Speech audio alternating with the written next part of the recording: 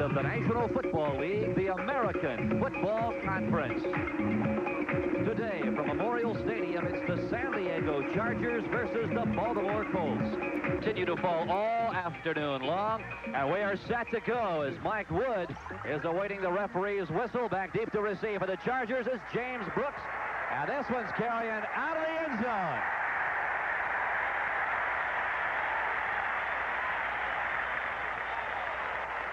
So the Chargers will put it in play at the 20-yard line. As you take a look at Dan Fouts, there's the backfield for the Chargers. Fouts, Capoletti, Chuck Muncie. The receivers, Charlie Joyner, Wes Chandler. What an addition to tight end Kellen Winslow. And there's the look at the offensive line. Billy Shields, Doug Wilkerson, Don Masick, Ed White, and Russ Washington. And you'll be hearing about that front line all day long. First and 10, San Diego at the 20-yard line. We're set to go. Fouts will put it up. Intended receiver Chuck Muncie. It was batted away at the line of scrimmage by Bubba Green. There's a look at the Baltimore defensive line. They play a 4-3. Donnell Thompson, Herb Orvis, Bubba Green, Mike Ozdowski. Linebackers, Shiver, Fetterspiel, a new addition, Mike Woods. And the defensive backfield, Nesby Glasgow, Brazil, Bruce Laird, and Kim Anderson. Second and 10, San Diego Chargers at their own 20-yard line. Wes Chandler in motion to the top of your screen. Fouts give right side, Muncie. Donnell Thompson.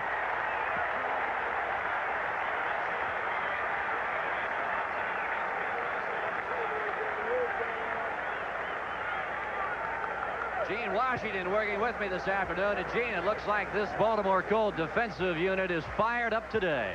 Well, they certainly are, Phil. Number 54, Sanders Shivers, who shot in and clogged things up on that play, hasn't been playing very much the last few weeks, but the Colts have needed some help on their defensive left side to stop the run, and it looks like he's going to do the job. Third and 8, Fouts. And the receiver is Dwight Scales. He's fumbled the football.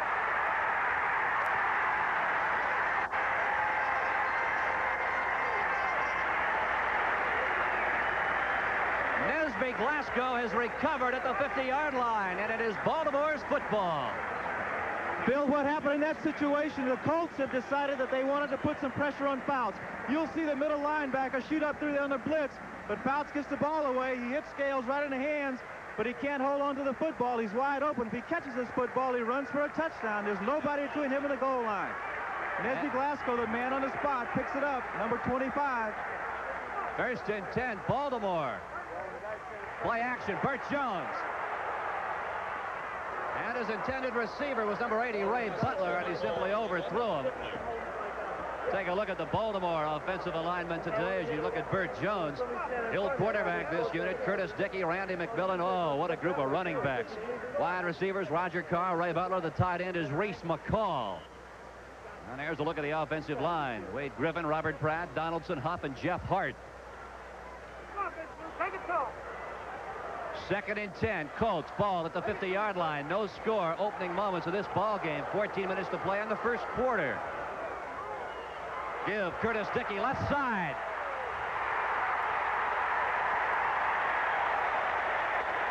What a run by Curtis Dickey. First down at the San Diego 37-yard line, Gene.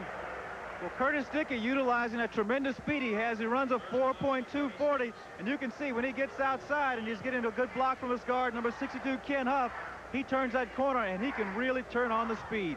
And he has great size to go along with that tremendous speed. Now, Curtis Dickey is fourth in the AFC in rushing with 404 yards. Boy, can he get the job done. First and 10, Burt Jones. Intended for Dickey. The ball was batted at the line of scrimmage. There's a look at the Charger defensive unit. Look at this front line. Woodcock, Gary Johnson, Louis Kelcher, and Leroy Jones. Linebackers, Woody Lowe, Bob Horn starting today in place of Cliff Thrift, Lyndon King on the left side. And the defensive backfield, Mike Williams, Alan Ellis, a new starter. Pete Shaw has moved to free safety, and Willie Buchanan has moved back to strong safety, as we talked about in the pregame. 2nd and 10. Ball spotted on the 36 of San Diego. Dickey left side. This time he will not get away from Willie Buchanan or Woody Lowe. Great pursuit by the Chargers. Take a look at Mike McCormick on the sideline. He certainly has to be pleased with the way his Colts have gotten off with this start. They're in excellent field position. This is something that they haven't had very much this year, is good field position. You know, interestingly enough, Gene, the Colts have trailed in 5 of the 6 ball games they've played in right out of the chute. And when you get behind early, particularly against a team like the San Diego Chargers, it is tough to play catch-up. 3 wide receivers now for the Baltimore Colts in motion. Butler on 3rd and 11. And Jones will be wrapped up. Lyndon King shot through and brings him down. A punting situation for Baltimore. Well, the Colts going with their blitz this time, and they got Jones. They changed things up. They went to their man-to-man coverage. You can see Burch dropping back. He's trying to find Ray Butler, who comes in motion and goes downfield. But the Chargers have good coverage on, and there he is, number 57, Lyndon King, comes in and gets the sack. Now Mike Garrett is on to punt. He's averaging over 42 yards every time he puts his foot to the ball. Had 6 of them go out of bounds inside the 20s. Back deep is Pete Shaw for San Diego, and he's going for the sideline, and I think he'll find it. And this one, too, I believe, will go out of bounds way inside the 20, closer to probably the 14 or 15-yard line.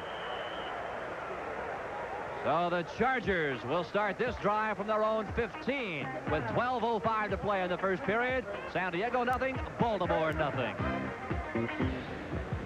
Well, they sold 45,000 seats here at Memorial Stadium for this ball game, their best advanced season ticket sale of the year, but I believe a few people have decided to sit this one out. It is chilly, it is windy, and it is rainy in Baltimore. The Chargers with the football at the 15. Chuck Muncie, the lone running back. And Muncie will take it right up the gut. He will not get away from the grasp of Mike Ozdowski or Bubba Green. You'll see that big pad on Muncie's left hand. He broke his hand 2 weeks ago. And he's back in there already. Take a look at some other scores around the league. Look here, Cincinnati over the Steelers, 13-0 second quarter score.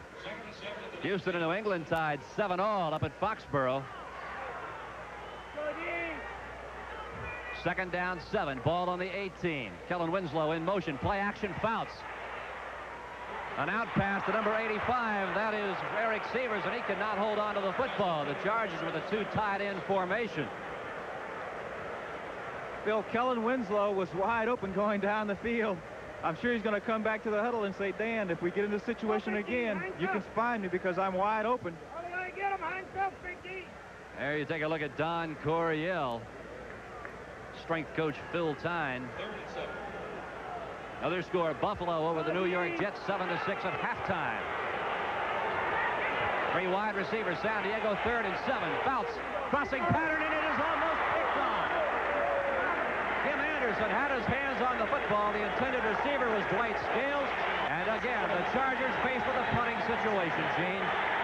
Well, the Colts haven't done very well on pass defense prior to this game, but they're sure coming up with the big plays here as Dan Fouts tries to get the ball downfield. But I don't think Dan sees number 26, Kim Anderson, because he comes right in there. He almost picks this football off for an interception. Now, Dwight Scales had Larry Brazil beaten.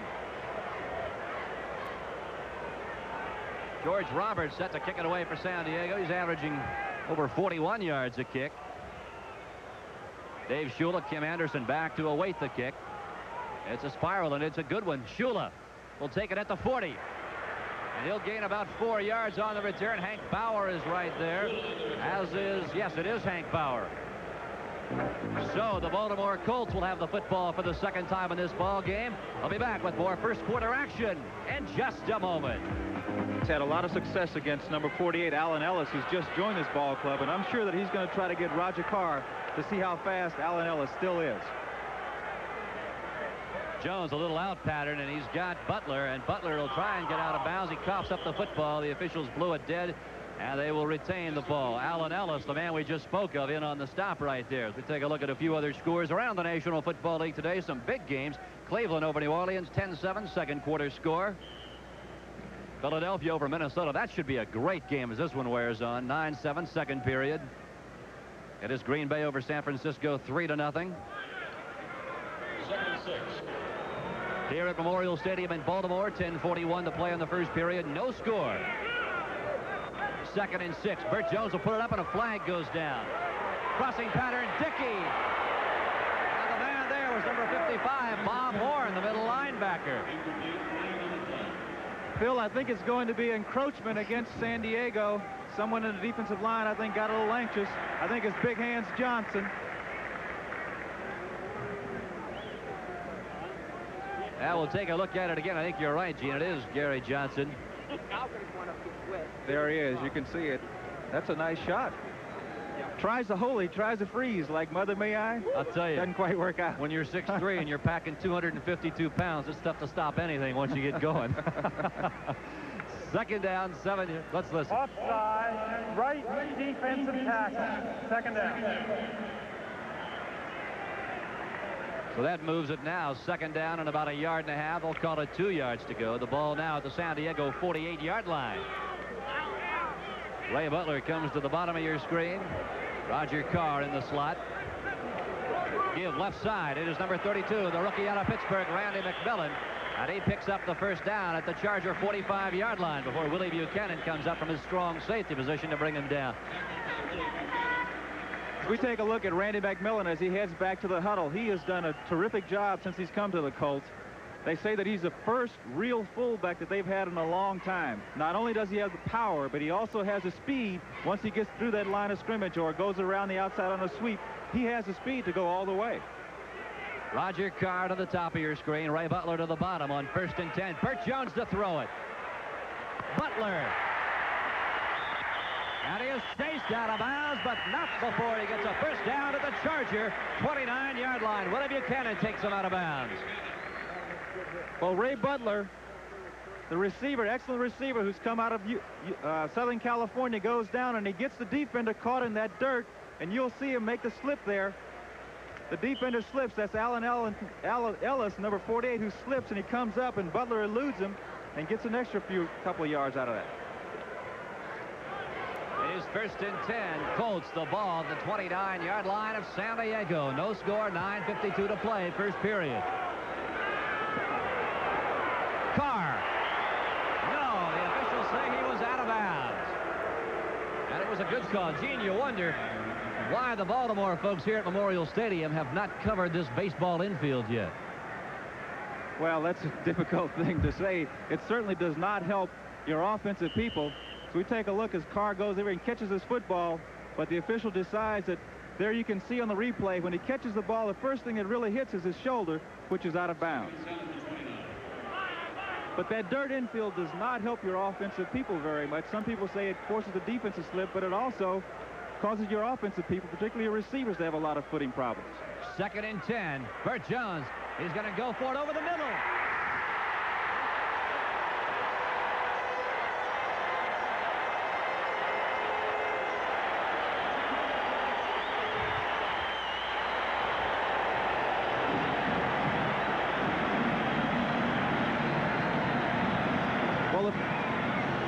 Phil, the fans finally have something to cheer about as they get that combination. Burt Jones to Roger Carr.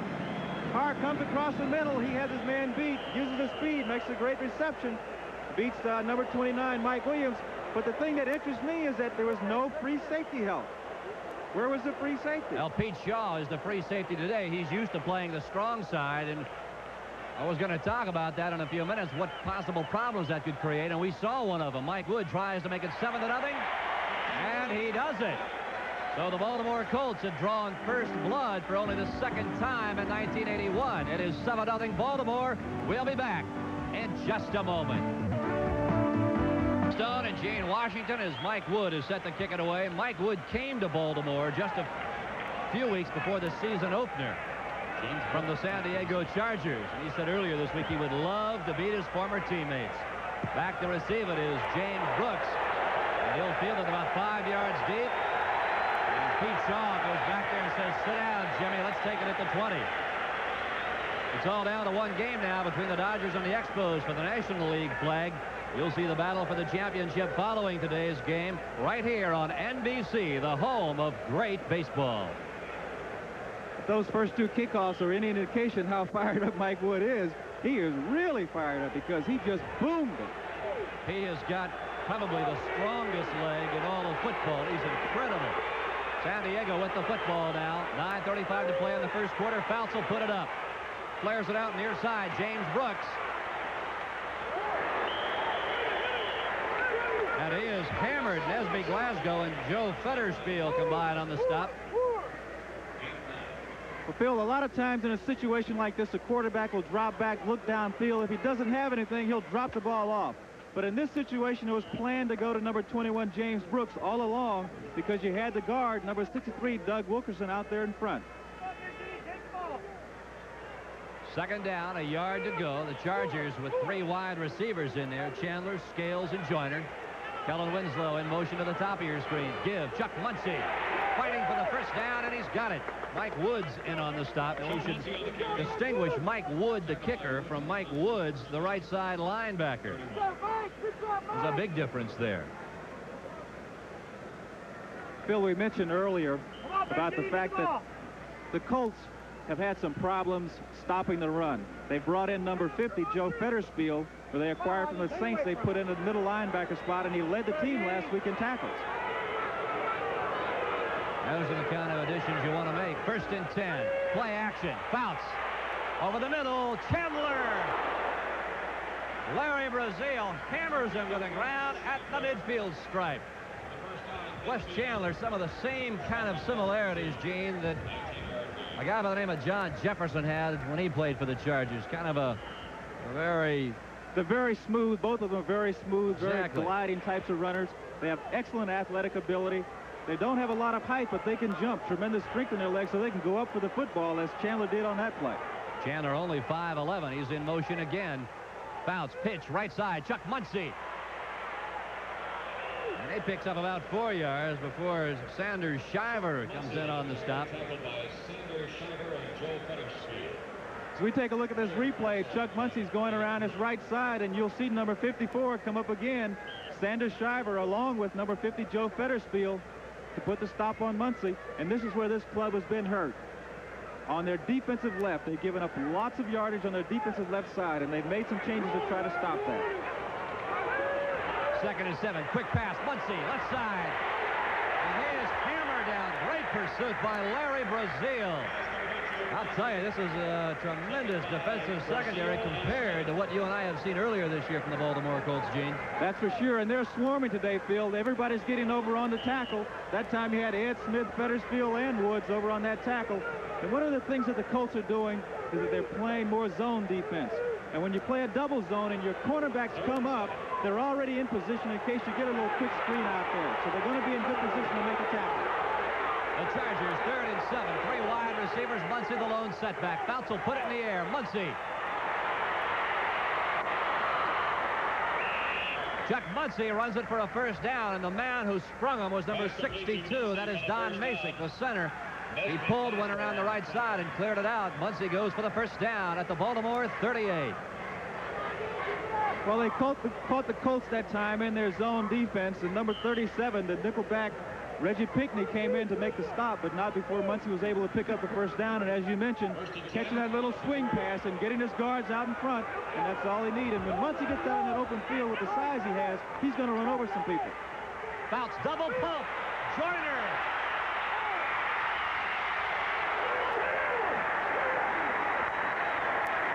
Great defensive work by Kim Anderson on Charlie Joyner. Well, I tell you, that was a great throw. It was a great play. A little down and out. Had the pump fake, and Fouts gets the ball up there. Charlie Joyner's going down. He's got 2 men around him, but he almost comes up with this football. As you can see on the replay, he gets his hands on the ball. Kim Anderson comes over, but Joyner has the ball for a minute, and it gets knocked away as they hit the ground. San Diego now 2nd and 10. The ball at the 38. Capoletti and Muncie, the running backs. Muncie will try the right side. Number 91, Bubba Green. You know, earlier this week, Bubba Green and offensive guard Robert Pratt got into a fight, Gene, and he said, we're just trying to get fired up. Well, he's certainly fired up because no one blocked him. The guard pulled out in front. Number 63, Doug Wilkerson, pulled to lead the sweep. But Bubba Green, as soon as he pulled, came right behind him and used his excellent speed to track him down and make the tackle. So it is now 3rd and about 11 for San Diego. 3 wide receivers, Chandler, Dwight Scales, Billy Brooks, Fouts.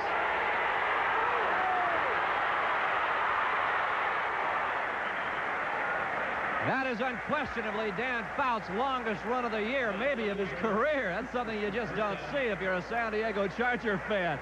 Dan Fouts with the football. Well, you take a look. You'll be able to see number 51, Ricky Jones. He comes in, top part of your screen on the blitz. Fouts doesn't have anything, and he goes right up the middle. There's no one there. Everyone is back in coverage. Has plenty of room for the first down. As number 26, Kim Anderson, comes over for the stop. 1st and 10, Chargers with the ball at the Baltimore 24. Colts lead this game 7-0. Muncie.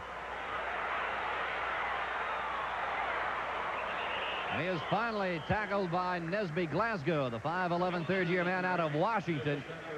Not before he runs for a pickup of about 5, possibly 6 yards on the play. Had a nice block that time for number 67, the right offensive guard, Ed White, clearing away for Chuck Muncie. Boy, if you watch these Chargers offensive linemen, Ed White and Doug Wilkerson have to be 2 of the finest pulling guards in all of football. Not only are they big, Gene, but they are fast. They certainly are, and they have to be the best pair of guards in football. There's no question about that. 2nd and 4. Little swing pass to James Brooks, and he just lost it off his fingertips. Well, that's too bad because he had 2 guards out there.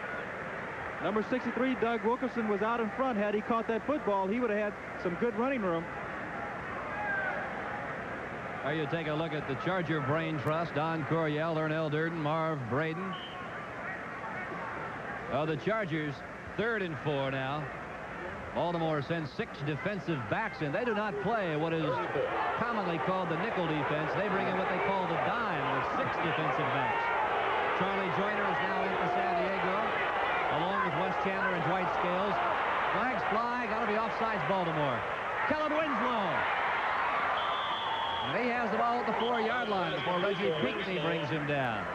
That penalty is going to be against the Colts, and I'm sure the Chargers are going to decline it and take the gain.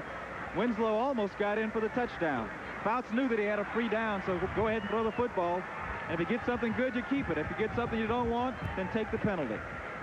Well, he certainly got something good. A first down and goal to go at the Baltimore 2.5-yard line as both teams make wholesale changes.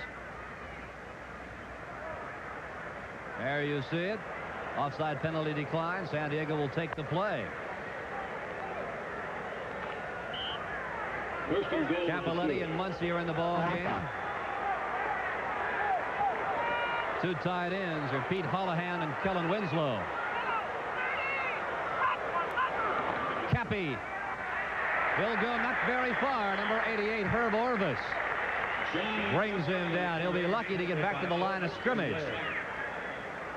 Phil, when you talk about fired-up football, there's nobody in the league that plays more fired up than number 88, Herb Orvis. As we take a look at this replay, he just jumps right over his man. He comes up and puts a stop on John Capoletti. 2nd and goal from the 3. 2nd and goal now. Lost about a yard on the play at the 3.5-yard line. Out of the I formation now. Winslow in motion. Now comes back near side. Pitch. Muncie. And he scores. He runs right into Nesby Glasgow and knocks him on his backside, and San Diego is on the board. Bill, once Muncie got in a position where he was one-on-one with Nesby Glasgow on about the half-yard line, there was no doubt in anybody's mind that Muncie was going to score. Chuck Muncie has such great size and speed. And you take a look here. Here he goes into number 25. There's Nesby Glasgow. There's no decision at all. It's going to be a touchdown. Well, you've got 6'3", 218 going against 5'11", 185. You don't have to take many physics classes to figure out who's going to win that one. Well, Benerska will try and tie it. And he does it. So Venerska, his 26th extra point in 26 tries. So with 3:20 to go in the first period, we are tied. San Diego 7, the Colts 7. USC that the Colts have just brought in to try to get some help on their specialty teams, and it looks like he's going to help his team an awful lot with that tremendous speed. Out of the I formation, Burt Jones will put it up, goes right over the middle, and it is picked off. Woody Lowe, the intended receiver was Reese McCall. Woody, Gene, turned just a split second before the ball was there. Tremendous reaction. Well, the Chargers went into what we call a double man on the outside. They had the cornerbacks coming up, taking the wide receivers in a bump and run fashion. Both safeties went to help the corners deep. That left number 51, Woodrow Lowe, man-to-man on the tight end. And whenever a quarterback sees that, he's going to try to get it to his tight end. But Woody Lowe stepped in front, made a great play, picked it off. Now the first turnover of the ball game takes place at 3:02 of the first period. We have seen a lot of motion from both teams, a lot of guys in motion, Gene. What does that do to a secondary or a defensive unit? But what you're trying to do with motions and lots of sets like the Cowboys do and like the Chargers certainly do is you try to get the defense to be confused. And whenever a defensive club gets confused or uncertain, then they tend to be a little more conservative, and you can have more things in your arsenal when you know that they're going to play a certain way. Muncie. Running room down the far sideline. He's finally bumped out by Bubba Green. Muncie, a first down in Baltimore Colt territory. Well, Chuck Muncie, as we mentioned before, and I think you can see him grabbing his hand a little bit. He's playing with that fractured left hand. He's got both bones, I think, in that left hand are fractured, and he's playing with that plastic cast. And when you fall on it, it's going to hurt. You can see him on the sideline. I think it's hurting him some now. Dr. Paul Woodward takes a look at it. His little finger. Here's a couple of scores for you. Minnesota over Philadelphia, 21-9 at halftime. First and 10, San Diego, the ball at the 43. Fouts will put it up. Joyner. And it'll be close to another first down. Sanders Shiver brings him down. Shiver on the stop. So you take a look at number 18, Charlie Joyner. Fouts comes back, and he gets a roll zone to his left. He comes back to his right side, and Joyner just sort of holds up in that open area. He catches the football and gets up by the flag towards the first down, and I think he's going to have it. They're going to take a measurement. What a receiver he is, number 18, Charlie Joyner. Well, he's in his 13th year out of Grambling. He's only 5'11", weighs 183 pounds, but he's 6th in the AFC in receiving. Let's take a look at this measurement. And I believe they have it. Oh, the Chargers with another first down, this time at the Baltimore 32-yard line.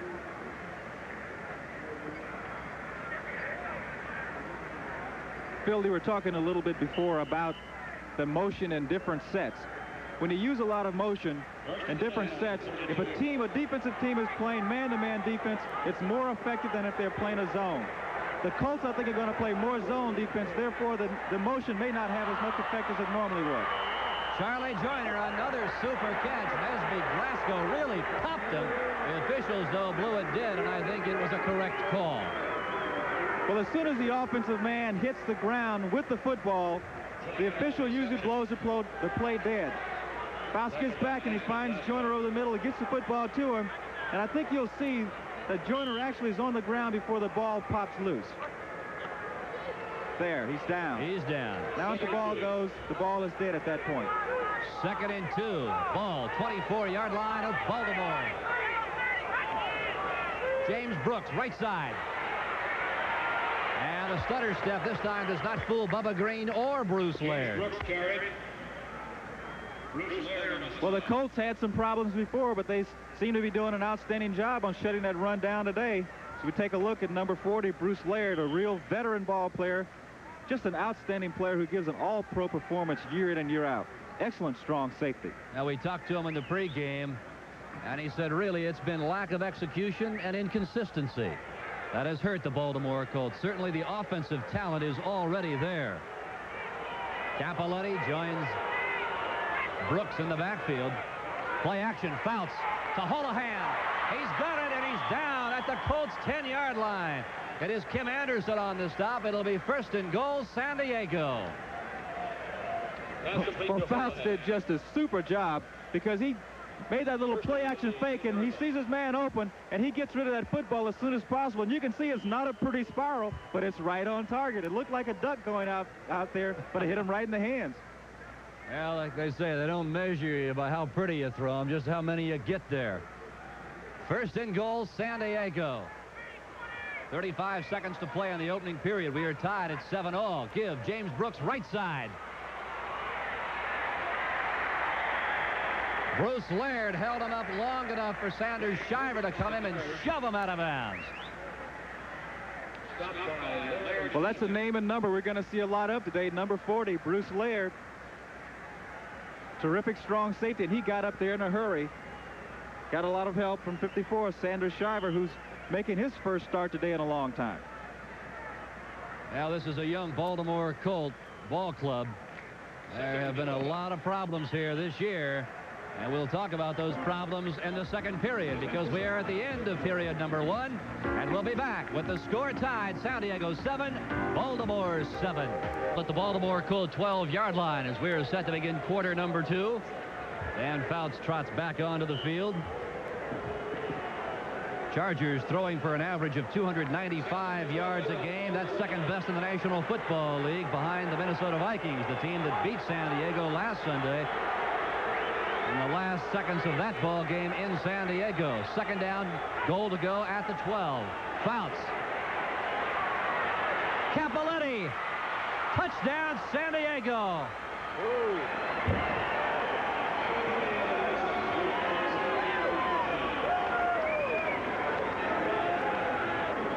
Field number 25, John Capoletti got in the end zone. But what made this play work is look at the amount of time that Dan Fouts has to throw the football. He surveys the entire field, and no linebacker can cover a running back for that long. And that's number 52, Ed Smith, who tries to come in and make the play, but he's a little too late. But give that offensive line of the Chargers credit because Fouts sat back there and he had all the time he wanted to find an open receiver. And it was set up by an interception by Woody Lowe.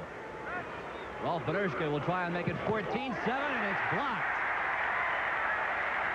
Number 91, Bubba Green, got those big mittens up on the ball. And so San Diego's lead is only 6. It is 13-7. Chargers will be back to Memorial Stadium in just a moment.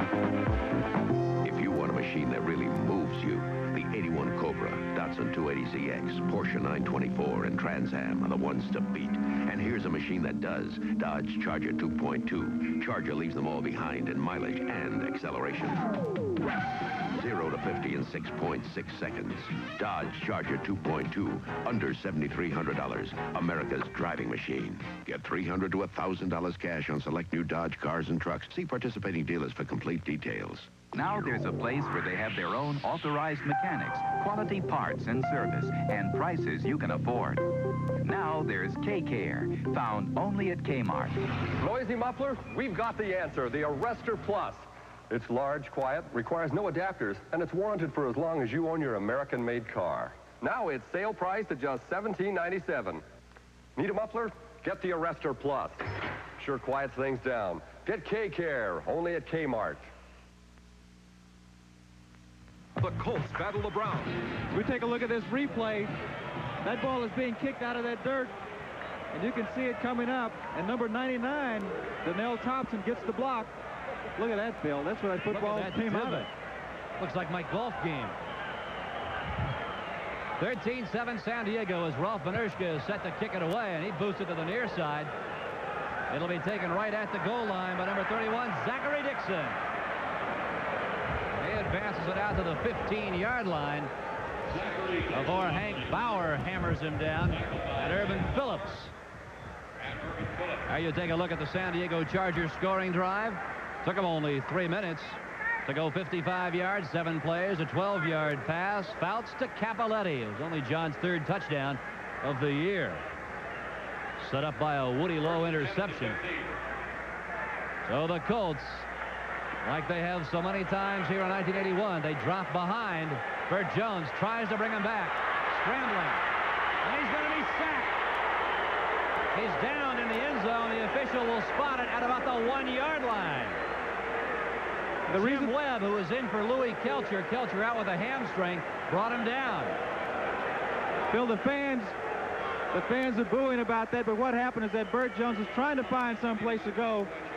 His forward progress, though, was stopped right at about the 1-foot yard line. He drops back to throw the ball here, and he's trying to pick on this Charger defensive secondary, but they do an outstanding job. They have everyone covered. They're in a man-to-man defense. No one opens. Second and a bundle. Flags go down. It is Randy McMillan out to about the 9-yard line. Pete Shaw on the stop. Let's take a look at that last play again. Well, the Chargers put an awful lot of pressure on him. They back those offensive linemen up. Burt Jones has no place to go once he decides he can't throw the football. Tries to find some place to go, but then the officials ruled that his forward motion was really stopped on about the 1-yard line. Now we've got an injured Charger down. He's not moving very much. It is Willie Buchanan, 10th-year man out of San Diego State University. Encroachment, defense, middle guard, second down. And the call is against San Diego, encroachment. It'll be second down. And we'll take a timeout while the medical staff tends to Willie Buchanan. 14-18 to play in the second quarter. We'll be back. On and Gene Washington as we are set to go with 14-18 to play here in the second quarter from Memorial Stadium in Baltimore. It is 2nd and 19. Jones will try and put it in the air.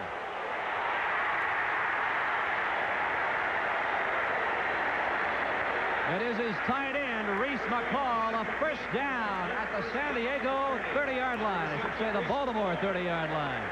Well, Burt Jones had time to throw the football. He gets back and he surveys the situation, and he finds his tight end, number 86, Reese McCall, who beats number 47, Frank Duncan, who's come in to take the place of Willie Buchanan, who went out with the injury. First and 10, Baltimore. Roger Carr, Ray Butler, the wide receivers. Butler at the bottom of your screen. Jones for Carr. He's got it, and he is bumped out of bounds by Allen Ellis.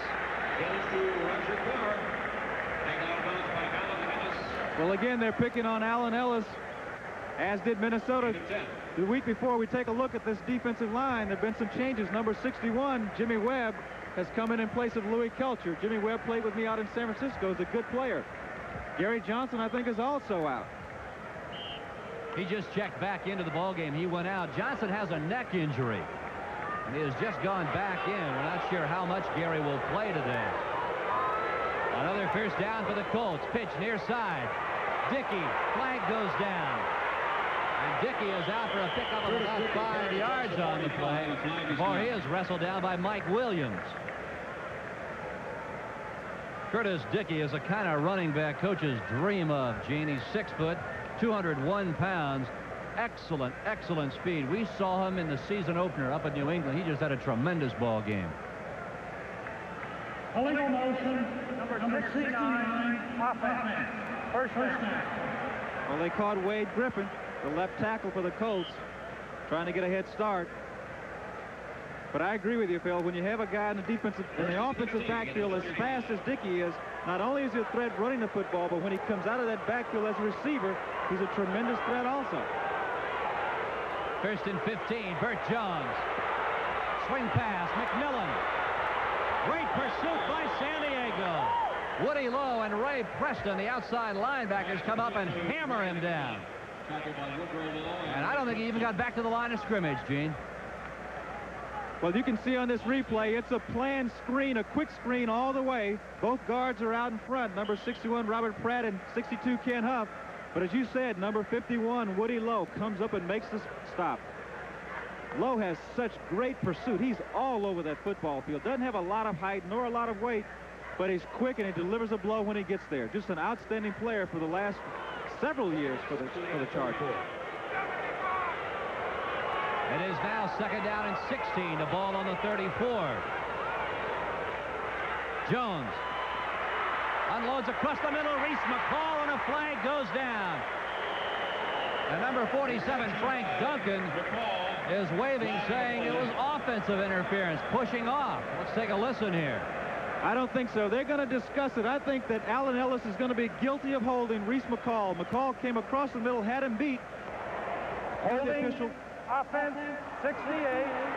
Holding, defense, 48. Offsetting foul, replay the down. Now there's an unusual call for you. Holding on both teams. Well, replay the down. I missed the offensive holding, but I sure saw number 48, Allen Ellis, hold, because Reese McCall really crossed him up. He went down and gave him a nice fake and came across the middle. And Allen, in an effort to save himself, he grabbed a hold of Reese. I missed the offensive holding. Second down, 16. Ball still on the 34-yard line. On McCauley, Curtis Dickey are now the running back. McCauley loves to catch passes out of the backfield. Ray Butler cannot hold on. Wyatt Henderson running step for step with him, and the ball was right there. Just dropped it. You're exactly right, Phil. The ball was right in his hands, and Butler usually doesn't drop on these. He's really came on last year, did a good job for the Colts. He has a little delayed action. He lets Carr clear things out. There the football's right in his hands and just drops it. He's a little frustrated with himself. You see, he turns around. He's not so much mad at the defender as he is with himself. Willie Buchanan is back in the ball game, we are glad to report. Third down and 16. Dickey, and he is brought down immediately by Lyndon King, the left side outside linebacker. Not nearly enough for the first down, and Baltimore will be faced with a 4th and 9 situation. It's time to kick it away. Well, number 57, Lyndon King, did an outstanding job just keeping himself between Curtis Dickey and the goal line. When you're in this situation, you get the ball to a running back over the middle. The job of the linebacker is to let him catch the football and make sure you get the tackle. Don't let him break the tackle and gain the first down. Mike Garrett is set to kick it away. Back deep to receive for San Diego is James Brooks. The up man is Pete Shaw.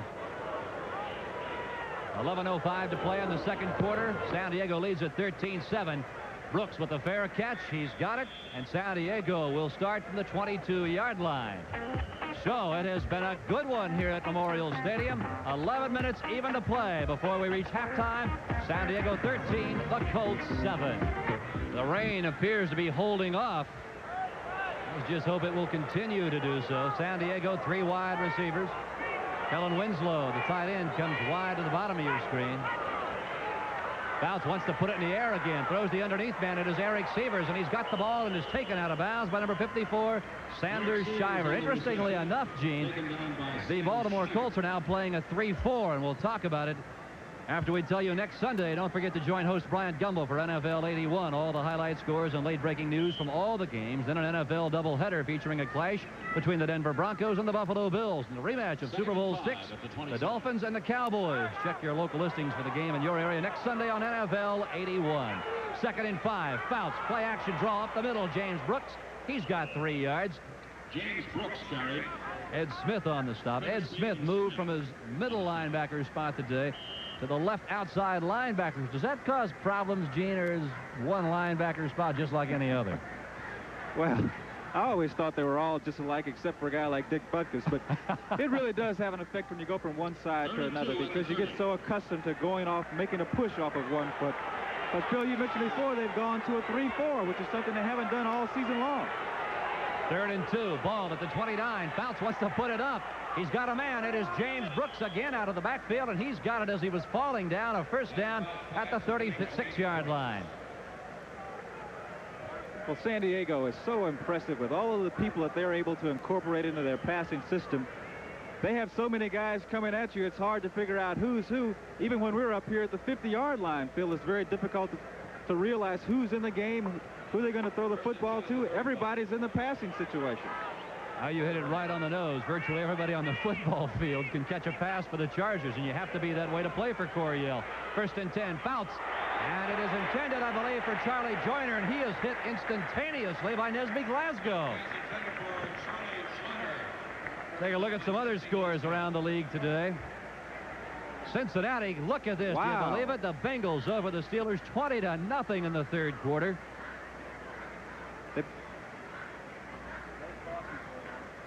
Pete Johnson, 3-yard run. Kenny Anderson has hit David Verser for a 73-yard scoring pass. 2nd and 10. Fouts already 12 of 18. Intended receiver over the middle was his tight end, Kellen Winslow, and quite frankly, it was a horribly thrown pass. Well, I mean, let Fouts throw a bad one every now and then. He throws so many good passes, people tend to take it for granted. I was an ex-quarterback, and I didn't throw many good ones, so I can really appreciate it when you have a guy like number 14 throwing them for you. Yeah, but you went to a wide receiver. Fouts is still a quarterback. I had a little more speed than Fouts had. I mean, that was possible. But I tell you, it's a receiver's dream to be playing for an organization like the San Diego Chargers. Wes Chandler, Dwight Scales, and Charlie Joyner, 3 wide receivers on 3rd and 10 for the Chargers. Fouts all the time in the world, intended for Winslow, and the jump ball is knocked away. As Winslow and number 51, Ricky Jones, go at it, and flags fall, and I believe it's going to be called against Ricky Jones. I think it's going to be against Herb Orbis. They had things pretty settled until number 88, Herb Orbis, came over. Kellen Winslow had very little to do with the altercation at all. We'll take a look at the replay. Tries to get the ball to number 80, Kellen Winslow, and you can see that Ricky Jones, look at that. Now look at what's going on, and now Herb Orbis comes over and just shoves him. That's what brought the flag. And you and I talked about it in the 2 earlier games we did with the Baltimore Colts. It is penalties and mistakes. Let's listen to the referee here. Personal foul, unnecessary roughness, number 88, defense, 1st down. Now you don't want to commit mistakes like that, and Herb Orbis knows it. Mistakes like that, errors like that have just killed the Colts, Gene, all year long.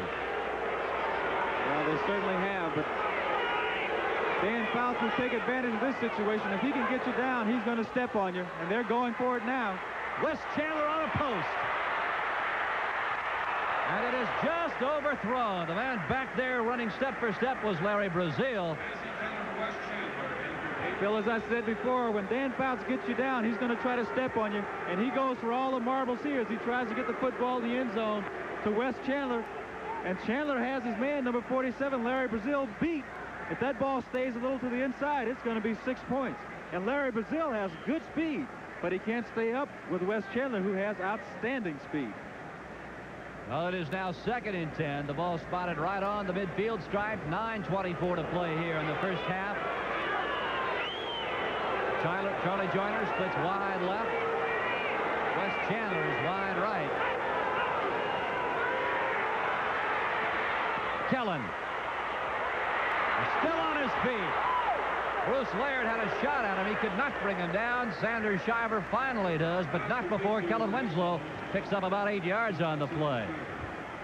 That was a sweet move that Kellen Winslow made that time after he caught the football. As we take a look at this replay, the best way to get back at a defender is to come back and beat him. Winslow catches the football, and Laird just can't hold on, and Winslow just uses his superior athletic ability to gain another 4 yards out of the play.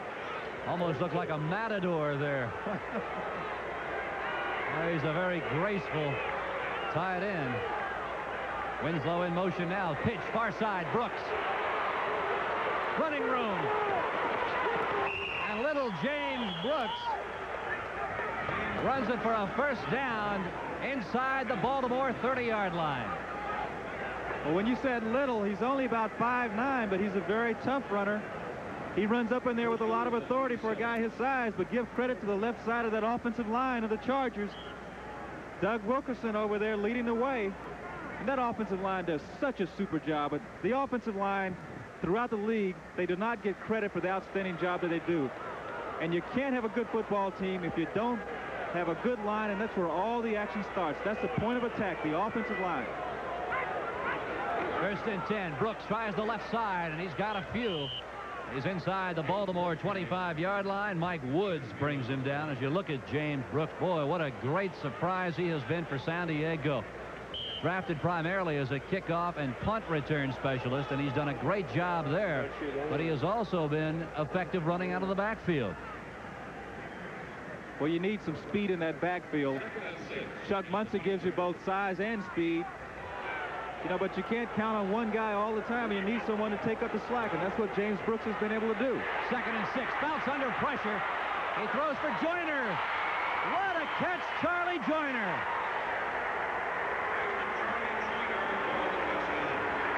That is just an absolutely amazing reception. Number 18, Charlie Joyner, goes up, just reaches out both hands and catches the football, sort of going away from him.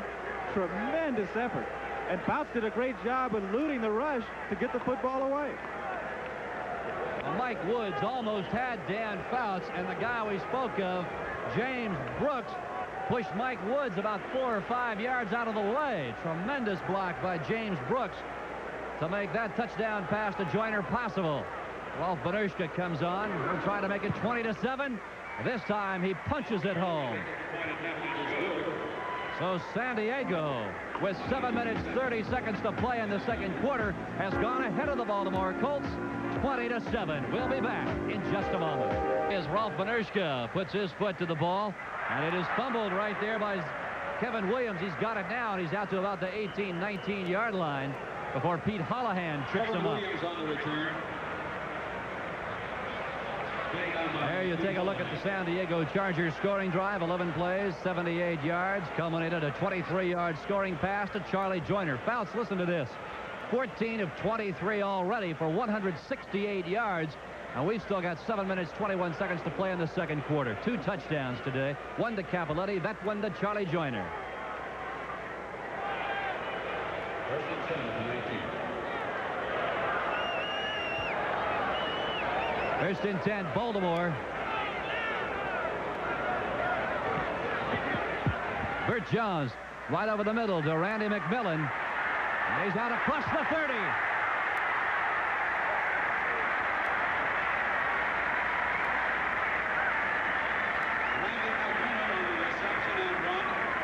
We pause briefly for station identification. This is the NBC Television Network. KCST TV, San Diego.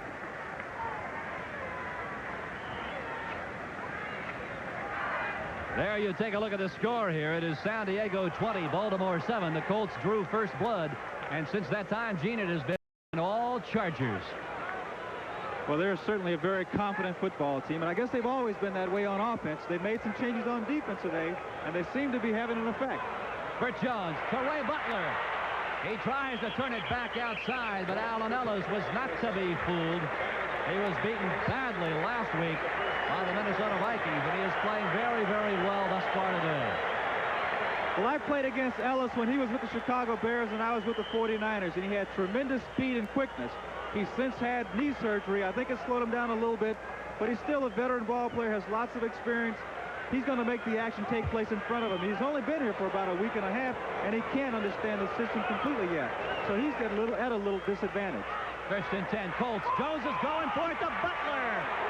And he cannot get to the football. Again, Allen Ellis was right there. And the crowd feels it should be pass interference. No way. Both players were going for the football.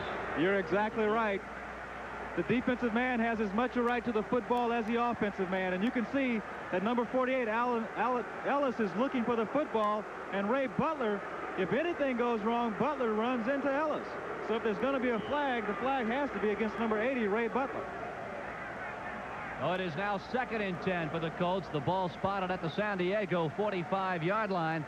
The Chargers now employ the nickel backfield. The 5 defensive backs, Mike Williams, Wyatt Henderson, Pete Shaw, Willie Buchanan, and Allen Ellis. Chargers now with just 3 down linemen. 2nd and 10. Jones will put it in the air. He's got a man. A flag goes down. Curtis Dickey with the football, and Lyndon King brings him down. Bill, there's a flag down. The Chargers went to their double zone defense, or sort of man-to-man with the cornerbacks. And as I thought, it's going to be holding. I think it's against Roger Carr because they had him double-teamed on the right side. Let's take a look at this replay. You'll be able to see it on the top half of your screen. Roger Carr is going to get double coverage. And I think they're going to be guilty of holding him. There you can see it. Number 32, Wyatt Henderson. And I think what happened is that he shut Illegal them. contact, number 32, defense. Automatic first down. Phil, that's the illegal chuck rule. He chucked him when he got beyond 5 yards downfield, and that's illegal. That was illegal last year. A chuck is... Once the offensive receiver gets beyond 5 yards, you cannot bump him at all. You cannot put your hands on him. So a bump or a block and a chuck, all virtually the same thing. Well, a chuck is when you put your hands on the receiver, and that's what Wyatt did that time. He put his hands on him about 10 yards downfield. It is a first down. The ball at the 40-yard line. It is Randy McMillan, and it looked like he tripped over Robert Pratt's foot. He dives forward for a couple. Woody Lowe and Bob Horn fall on top of him. So it is 2nd and 9 for Baltimore. Look at this one. Can you believe it? Cincinnati over the Steelers now 27-0 in the third quarter. New England stepping it out over the Oilers 24-10 up in Foxborough. The Jets over Buffalo 27-14. What a surprise there. Talk about a club that has really been rejuvenated. Those Jets have really come back, haven't they? 2nd and 9. Bert Jones now is going to try and run it upfield. And he finally dives down. A good move because John Woodcock was trailing him. Woody was right on him. Number 90, Woodcock, has a lot of speed for a defensive lineman. He really gets around. Well, John Woodcock last week in San Diego against the Minnesota Vikings sacked Kramer. He forced a fumble and recovered a fumble all on the same play. I mean, this is a big guy, 6'3", 255. Chargers just got him about 4 weeks ago from the Detroit Lions in a trade. Bert Jones, 9 of 15, 126 yards, a touchdown and 1 interception. 3rd and 5. Right over the middle. Curtis Dickey will be close to the first down, and I think he'll have enough for it. Willie Buchanan right on the stop, and it'll be very, very close to a first down. They'll have to measure for it. 4 minutes, 10 seconds to play in the first half here at Memorial Stadium.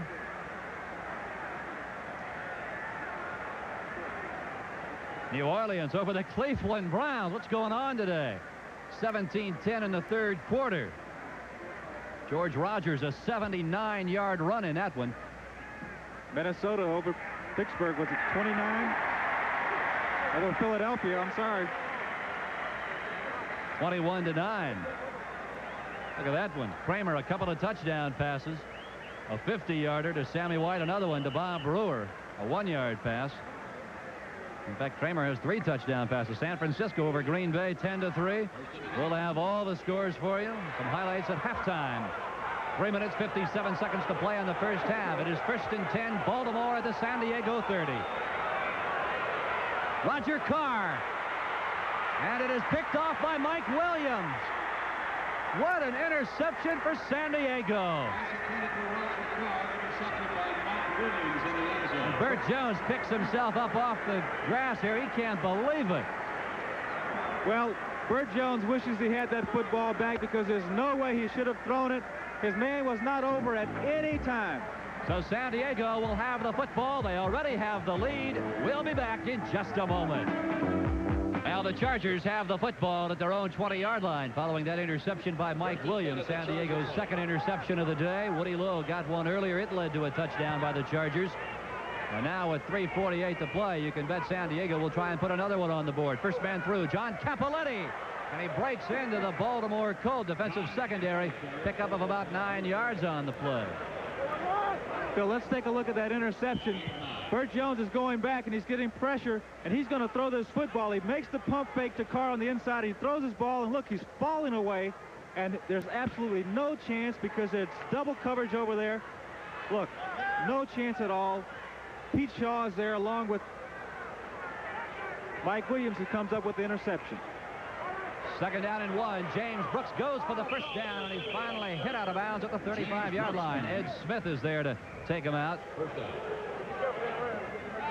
Well, the Chargers trying to move the football and get another one on the board here. San Diego simply not content to sit back with a 20-7 lead. 3:11 to play in the first half. As you take a look at Bert Jones, boy, don't you know he'd like to have that pass back. Oh, he sure would. He knew that he put that ball up there, and as soon as he let go, I think he said, give it back to me, because, as I mentioned before, he had no chance. He was outnumbered 2-1.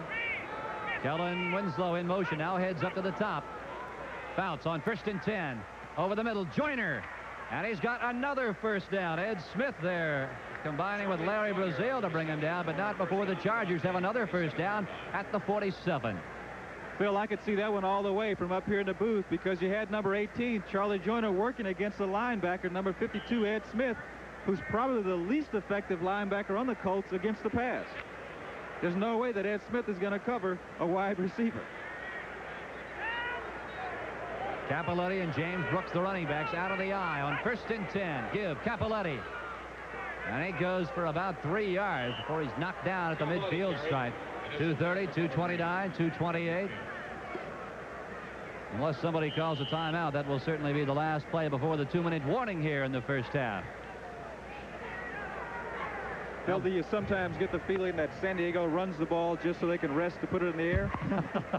Give Dan Fouts' arm kind of a rest. Let the receivers catch their wind. Now the clock continues to tick down. 2:04, 2:03, and I'm sure we will have the 2-minute warning. And we are there. That's the 2-minute warning. So they'll take a timeout, and we will too. With 2 minutes to play in the first half, San Diego 20. Baltimore. Announcement was furnished as a public service by the National Football League. There you take a look at Dan Fouts. 14 touchdown passes coming into this ball game. 79 touchdown passes in his career in 42 games. Joe Ferguson's also thrown for 14. Morton and Richard Todd not far behind him. And he's got 2 more today, so Fouts has now thrown for 16 TD passes on 1981. 15 of 24, 185 yards today. Kellen Winslow reverses his field, goes back up top. Fouts going for it.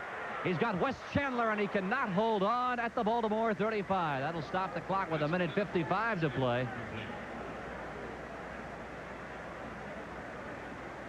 San Diego coming in the most potent offensive attack in all of pro football, averaging 32 yards a game, 32 points a game. Well, again, Phil, I mentioned before the importance of that offensive line. The Chargers have great people at the skill positions, but they couldn't do any of it without those guys up front. 3rd and 7. Dan for Chandler again. And I believe he's got it. Yes, he does. Oh, and that's going to incite some of the Baltimore Colts. Well, Dan Fouts is certainly happy about that. He laid that football in there over the linebackers. Came in perfectly. Wes Chandler catches the football, does what he's coached to do. He gets that other foot down. It's difficult to see from this angle because some of the Colts are in the way, but I think it was close enough where the official couldn't take it away from him. Not only did he get the first down, but more importantly, he stopped the clock with 1:49 to play. Boy, Wes Chandler reminds you so much of John Jefferson, just his moves out there.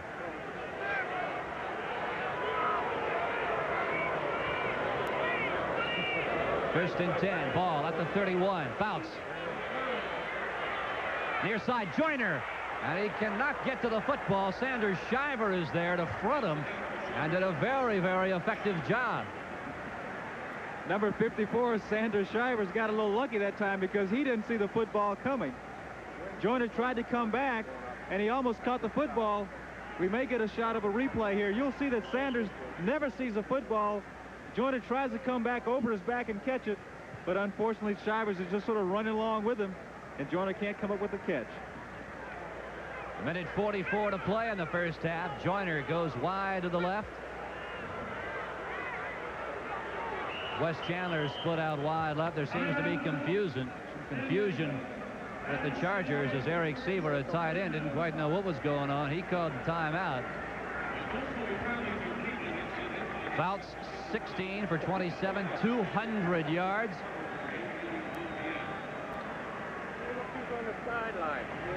We've followed boxer Johnny Bumpus through his days as an amateur in the National Golden Gloves and the Olympic trials. Now as a young pro, Bumpus gets a title shot as he fights Willie Rodriguez for the USBA Junior Welterweight crown on NBC Sports World Saturday, October 31st.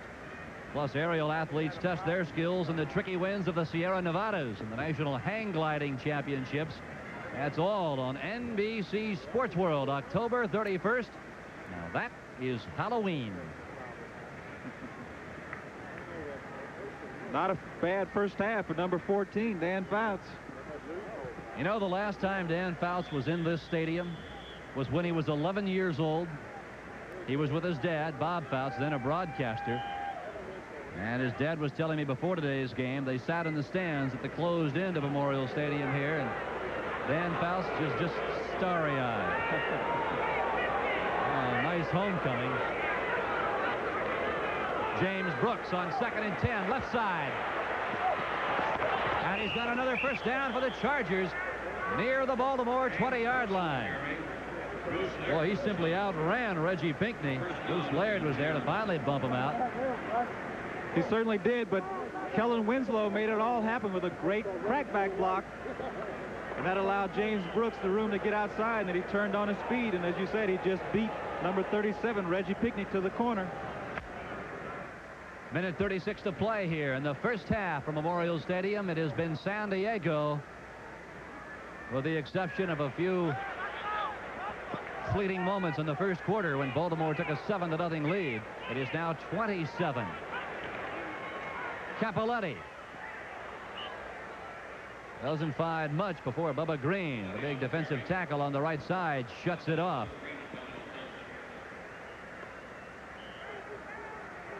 Clock continues to run. A minute 20, a minute 19, a minute 18. 2nd and 5.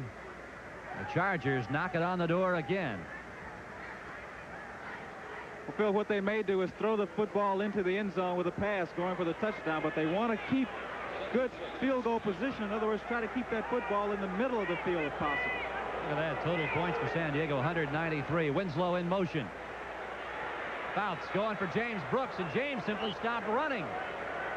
Well, he stopped running because Fouts threw that football away. There was no question about what he was doing with the football. He knew that he didn't have anything, and in this situation, you don't want to get a turnover, so just throw it in the stands. Come back and take another shot. There you take a look at Mike McCormick, and boy, has he taken some heat the last few weeks here in Baltimore. Well, Phil, both you and I have read the newspapers, and they have just been all over this organization. Coaches and players alike. Yeah, there's a lot of finger pointing going on here, and that's usually the mark of a young ball club. Everybody pointing the finger at everybody else. Joyner in motion, 3rd and 5. James Brooks. Well, his little stutter step fooled Sanders Shiver. It did not fool the left corner, Nesby Glasgow. And he was trying to get out of bounds, could not do it.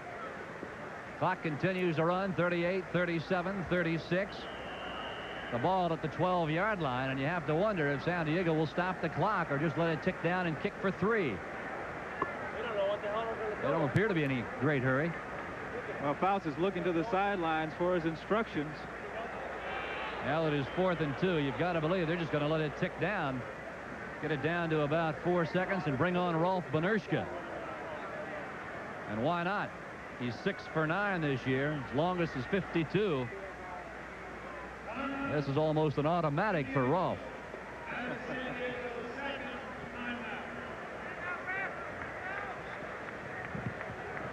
Well, they trot out onto the field, and there he is, number 6, Rolf Benerschke. I'm sure he's going to try to find a spot where that ground is not too dug up. Well, it is very, very difficult to kick from the dirt, and again, you wonder why they don't cover it over. I think they're probably the only facility that I can think of where they don't put in at least some sort of grass once the baseball season's over. Come in and just cover that dirt infield with a layer of sod, but they never do that here.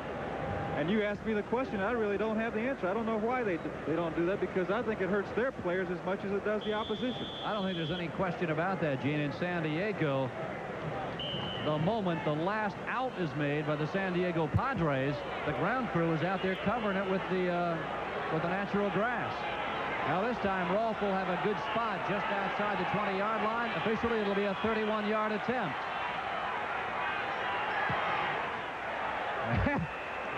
And he hits a line drive. It is good. So the San Diego Chargers have added to their lead. It is now 23-7. He boomed that one through. I mean, he really got a shot on that one. Well, it wasn't the prettiest field goal you'll ever see, but the end result was just the same. 23-7. San Diego will have scores for you at halftime. As you take a look at Don Coryell, Charger coaching staff, and rightly so, has been very, very concerned about that defensive secondary. In fact, about the whole defensive team. And they are certainly playing well today, Gene. Well, they certainly are. We can see on your screen James Harris there with a baseball cap on talking to Wes Chandler. Well, they made some changes to try to shore things up in that defensive backfield area. Willie Buchanan has gone over to that strong safety spot. And, of course, we mentioned before, Allen Ellis coming from the Bears gives them added experience at the corner position. But Jack Pardee has come in and is instilling a very sophisticated defense for the Chargers, and that's something that takes time, particularly when you have young ball players. And the Chargers have 3 rookie defensive backs out of their 7 total. Rolf Benershka sends a little squibber down there. It'll be picked up by Zachary Dixon. Oh, Hank Bauer is there to bring him down, and a flag goes into the heap.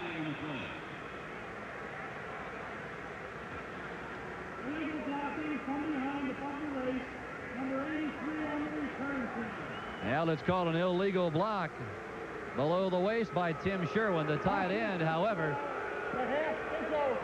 it was an offensive foul. The clock ran out.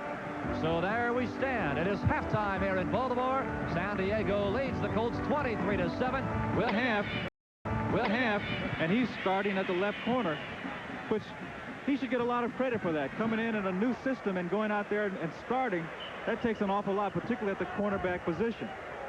Well, there you take a look at Burt Jones with Greg Landry. There's the Gaylord Perry of pro football. He got on me after the first game when I called him that. Has tremendous knowledge of the football game, though. Yeah, that tells you something about how long he's been around the game. Gene, you played with Greg Landry in Detroit. Well, that's right. Since he came into the league as a rookie, he's just been an outstanding football player, and more importantly, a great asset to the game of football as a person. Now back deep to receive. There's Zachary Dixon along with Kevin Williams. Rolf Benershka is set to kick it away. It's a short one, and it'll be Dixon at the 9.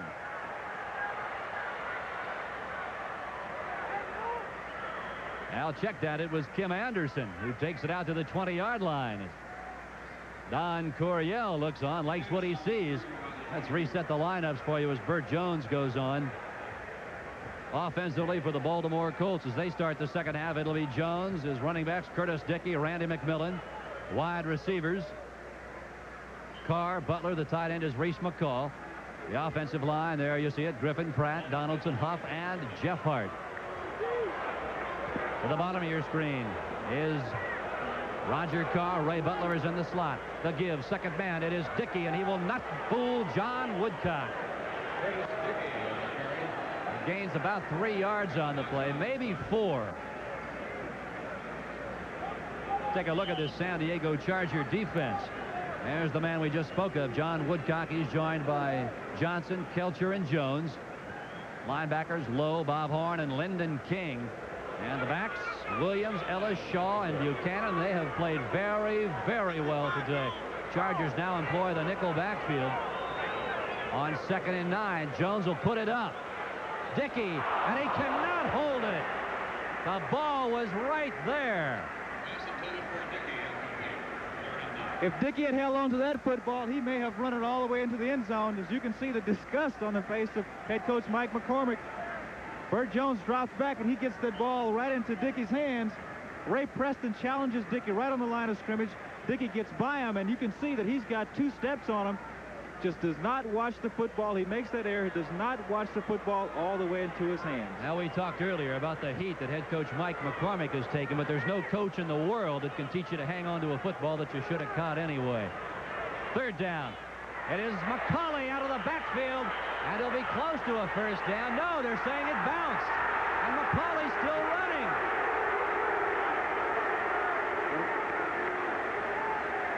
Well, that call is going to create lots of controversy as they gather around to talk about it. Let's take a look at the replay. Jones gets the ball to McCauley, who sort of dives. There you can see he's diving to catch the football, and he's got it. He's got possession of it. Now he hits the ground. He's got the ball. It's shielded a little bit from our view, but the one official, I guess, who had a clear shot at it, decided that the football popped away just before he hit the ground. So it is 4th and 9 for Baltimore, and Mike Garrett will kick it away. James Brooks back deep to receive for San Diego. And it's a wobbly end-over-end kick. It's a short one. Brooks will have a return. But not for very long before number 66, Chris Foote, brings him down. So San Diego will have the football for the first time here in the second half. And we'll be back in just a moment. 34-0. In the fourth quarter, Anderson already thrown 2 touchdown passes in that one. Capoletti, right side, dives ahead for about 5 yards on the play. Don't forget, immediately following our game, it's the Montreal Expos and the Los Angeles Dodgers in the 5th and deciding game. The winner of this one will go against the New York Yankees Tuesday in the World Series. Oh, look at this. A page from the New Orleans Saints playbook. Bring pro football back to Baltimore. 2nd and 6. Joyner in motion. Quick pass. Chandler, and he cannot hold on.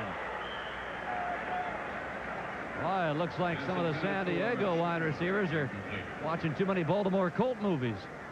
Take a look at the San Diego backfield. Fouts, Cavalletti, and Muncy. The receivers, Joyner, Chandler, and Kellen Winslow. And there's a look at that offensive line that has done a stellar job for Dan Fouts today. Shields, Wilkerson, Masick, White, and Washington. 3rd and 6. I was going to say, how can you forget number 70, Russ Washington? You can't forget him even if you tried. Swing past Muncy. And Bruce Laird will knock him down and take him out of bounds. 3 yards shy of the first down. So George Roberts will come on to kick it away for San Diego. It's only the 2nd time the Chargers have had to punt on the afternoon. So, you know, Muncy, when he is running to his left, he has a little disadvantage because he's got that cast on his hand, and he doesn't want to take a blow on that, you know, if he can avoid it. So in certain situations, he's not going to be able to run with the same authority as he can in others. That's a good point, because he has to carry the ball in his left hand. That's right. So on 4th and 4, Roberts will kick it away. A good rush, and he got a booming punt. Oh, look at this bounce. Roberts out of bounds at the 5-yard line. So the Baltimore Colts, I'll tell you, when the car is running bad, it's running real, real bad. A 42-yard punt. Baltimore has the football, and we'll be back.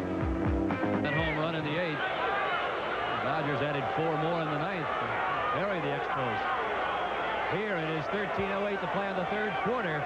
Randy McMillan will try the left side, and Willie Buchanan throws him down.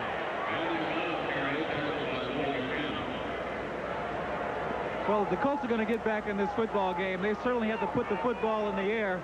The only problem is right now they're backed up against their own end zone. And Burt Jones certainly does not want to drop back and get caught for a safety. Now we've got our first final in. Look at this one. The Jets have defeated the Buffalo Bills 33-14. Boy, that is a surprise, surprise, surprise.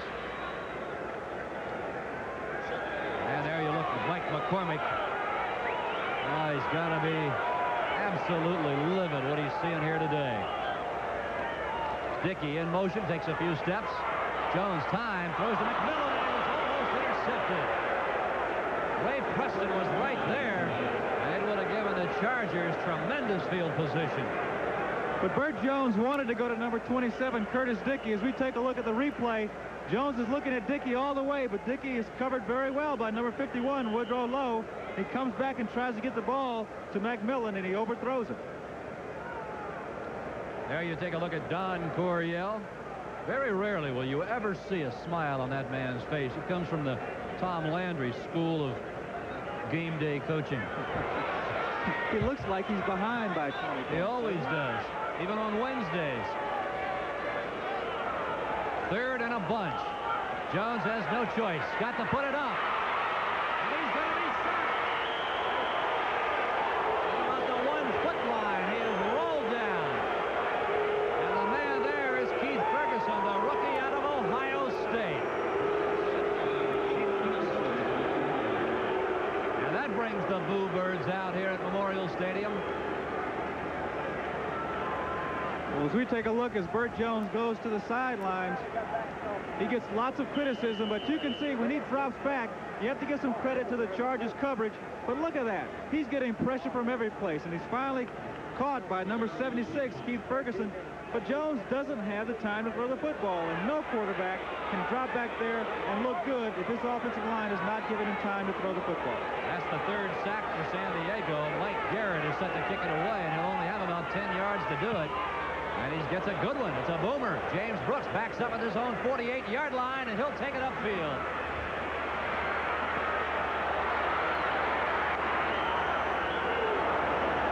A great return by James Brooks as Hank Bauer just leveled somebody, and it was Mike Garrett he took out of the play.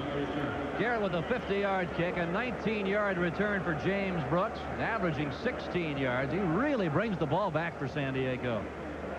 Number 9, Mike Garrett, is coming off the field, but he sure will feel that one for a long time because he caught the shoulder pads and helmet right in the stomach and got knocked back about 5 yards. I'll tell you, you don't want to get hit by the howitzer. Hank Bauer, number 37. Chargers excellent field position. The ball at the 31-yard line. Play action. Fouts will put it up. Kellen Winslow. And he's got it out of bounds at the Baltimore 3-yard line.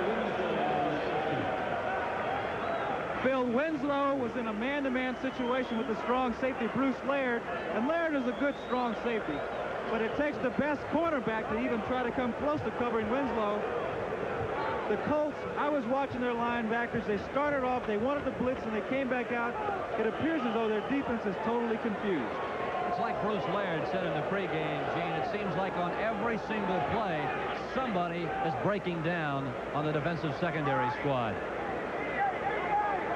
Malone set back now.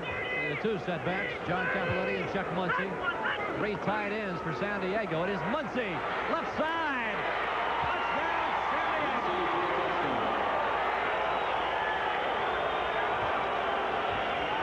Tremendous work by the offensive line of the Chargers, Gene. Well, you hit it right on the head. Number 63, Doug Wilkerson, using that great speed he has. He got out in front of Muncie.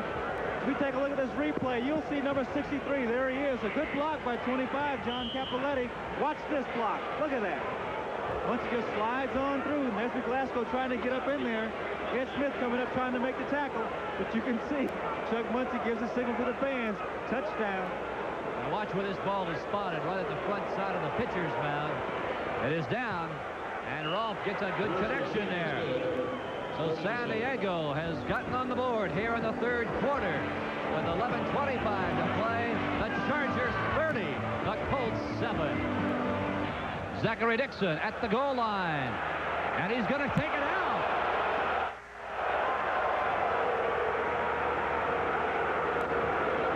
And listen to the fans here. They've continued to watch their team make mistake after mistake. And you can see on the replay, he's just not sure whether he should take the football out or not because the official may rule that he stepped out and that the ball's going to be dead on about the 6-inch line. So he really did the only thing he could do. In that case, you got to run it out because he caught that football on about the 6-inch line. And you can see he's trying to explain to the coach what happened. So it is 1st and 10 now for the Baltimore Colts. Curtis Dickey out near the 20-yard line. Mike Williams and Pete Shaw bring him down. The rule on that play is, though, even though he fielded it out about the 6-inch line, his momentum carried him back. Watch it. It'll carry him into the end zone. Touchback. It would have been a 1st and 10 at the 20-yard line. However, Zachary Dixon, Gene, was just not sure of the rule. And maybe he didn't get his call. I think he was listening for a call from number 26, Kim Anderson, who evidently didn't tell him to come out or stay in. Absolutely. McMillan. And he stumbles on that dirt in the infield. He runs it out for a first down. Let's take a look at a couple of other scores. Another final in. Cincinnati has buried the Pittsburgh Steelers 34-7. That now a final. And at Foxborough, the Patriots have beat the Houston Oilers 38-10. It appears as if the Patriots might be oiling the gears up there at Foxborough. Dickey and McMillan, the running backs. Play action. Jones will put it in the air. Got a man. Roger Carr. Reception by Roger Carr. A first down for the Colts now at the San Diego 40-yard line. We pause briefly for station identification. This is the NBC television network. KCST TV, San Diego. There you see Roger Carr going out of the ball game. A gimpy left ankle. 30-7. San Diego leads this one. First and 10. Baltimore. McMillan, right side. Not much running room. Possibly a yard. Phil, I think as we take a look at Roger Carr on the sideline, they're trying to get him so that he can get back in the ball game. He appears to be in pain, and I think what may have happened is that one of the San Diego guys may have stepped on his ankle. But in any event, Phil, I think what the Colts are trying to do is they're trying to get something established. They're not worried about trying to catch up right now as much as they are trying to get a touchdown so they can regain some confidence in their offense. It is second down, 8 yards to go. Ray Butler split to the top of your screen. Give Dickey. And again, the San Diego Chargers lateral pursuit has been excellent today. Carry initial tackler Leroy Jones. Woodcock and Leroy Jones combine on the stop. Well, they continue to do a good job, and don't forget number 61, Jimmy Webb, is filling in the middle for Louis Kelcher. And I played with Jimmy Webb in San Francisco. He did an outstanding job there for several years. Has lots of height, good size, and has good agility. 3rd and 6.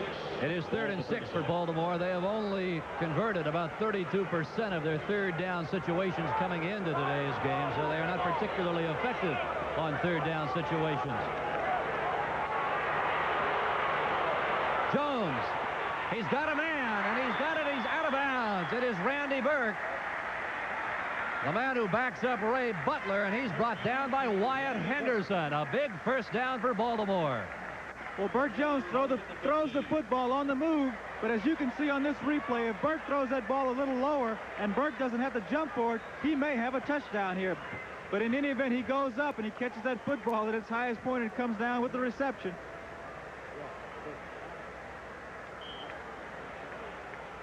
Randy Burke, the fourth-year man out of Kentucky. First and 10, Baltimore. Wide left is Roger Carr. Ray Butler is to the top of your screen. It is McMillan, and he hammers across the left side, breaks a tackle, and is inside the San Diego 10. Carry, tackled by Ray Preston and Keith Ferguson combined to bring him down.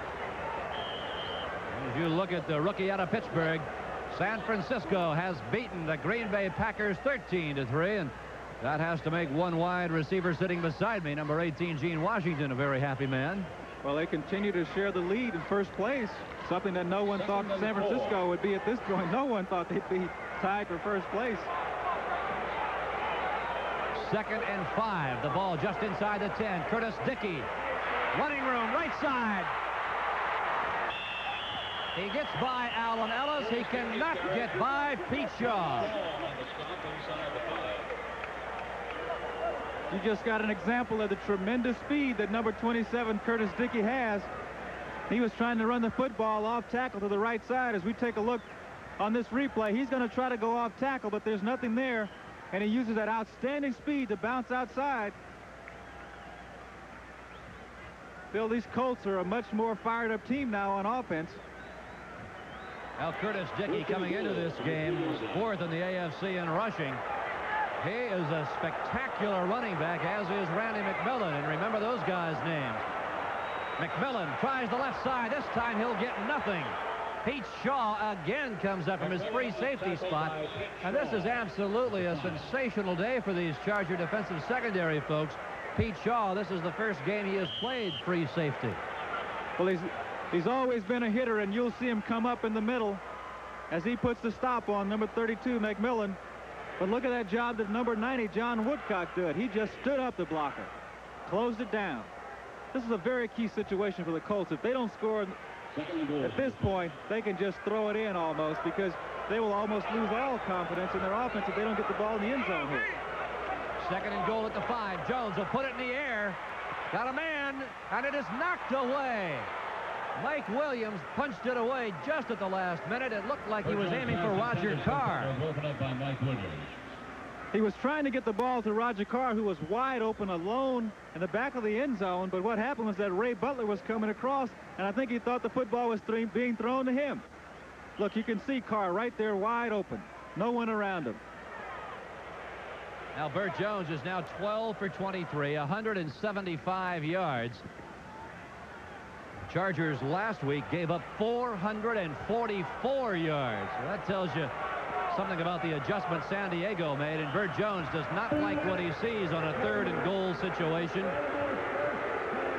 The Colts have converted only 2 of 6 today, and they need this one very, very badly, as you mentioned, Gene, if they want to stay on this ball game. 5:45 to play in the 3rd period. San Diego leads Baltimore 30-7. Look, the lights are on here at Memorial Stadium. Heavily overcast afternoon here in Baltimore. It has warmed up a bit, and the rain has continued to hold off. Earlier today, we heard there was a chance of thunder showers this afternoon. Now you take a look at the 3rd down conversion success this season. As I mentioned, the Colts 32%. They've allowed their opponents 51%. 3rd and goal, Baltimore. Very, very important they get something on the board here, Gene. You're exactly right. Just for the psychology of the entire football team, not only on offense but on defense. Those guys are sitting over there, and they want their offensive club to get some points on the board. McCauley in motion. He's the favorite receiver on 3rd down. It is Butler, and it is knocked away. Pete Shaw, the 3rd consecutive play Pete Shaw has been involved in, knocks it away from Mr. Butler. Well, now the Colts are faced with a real decision. Do you go for 3 or do you go for the 6? Phil, I think they have to go for the touchdown at this point. I don't think kicking the field goal is going to mean very much, because everyone knows you can come out and kick a field goal from this point. But again, psychologically, they need a score. If they get a score here, their defense may come out and play inspired football like they did at the first part of the football game, and they have to have that from their defense. Ryan DeRue tried to check into the game. He said something to Burt Jones and came back out. 3 wide receivers, Butler, Burke, and Carr. 4th and goal. Pressure. Touchdown. Curtis Dickey on the reception for a Colts touchdown.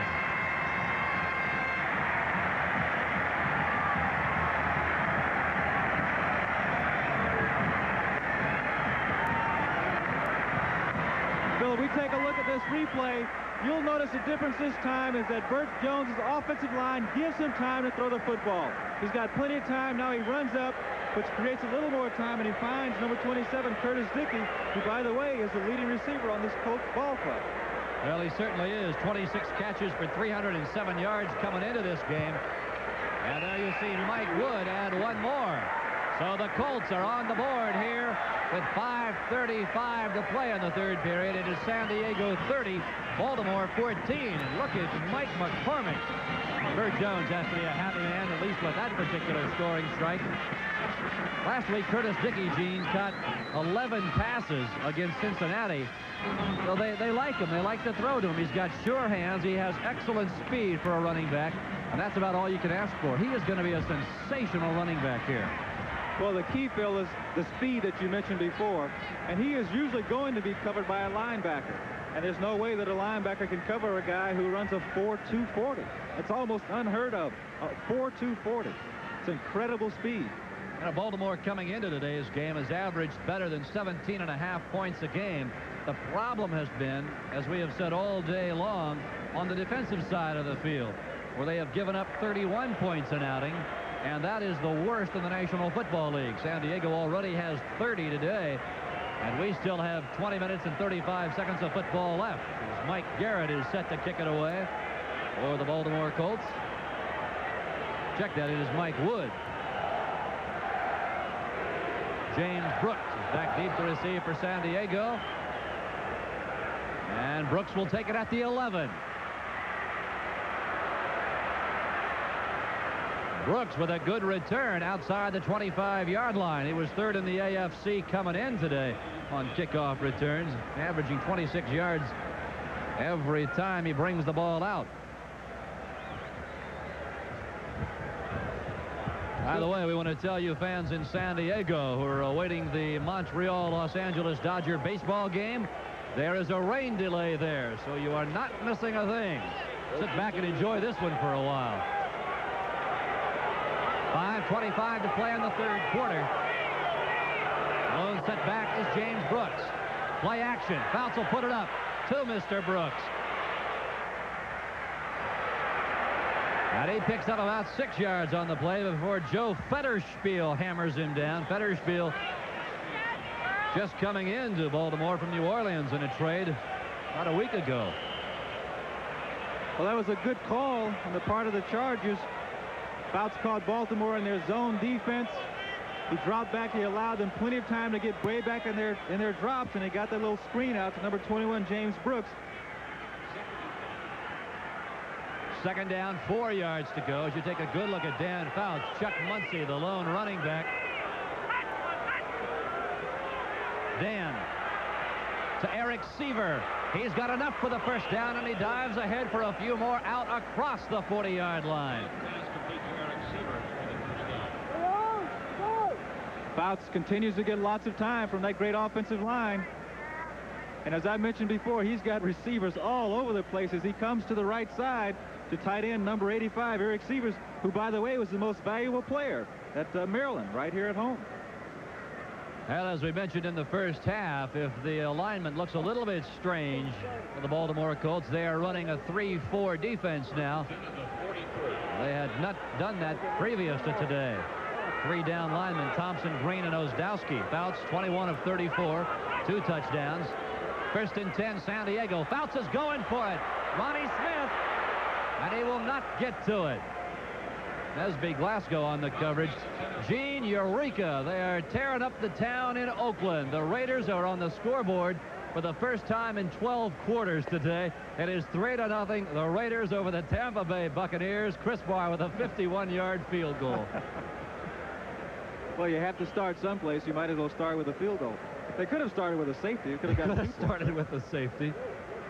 We did that game last week, Kansas City and Oakland, and I'll tell you, the Raiders have certainly been having their problems.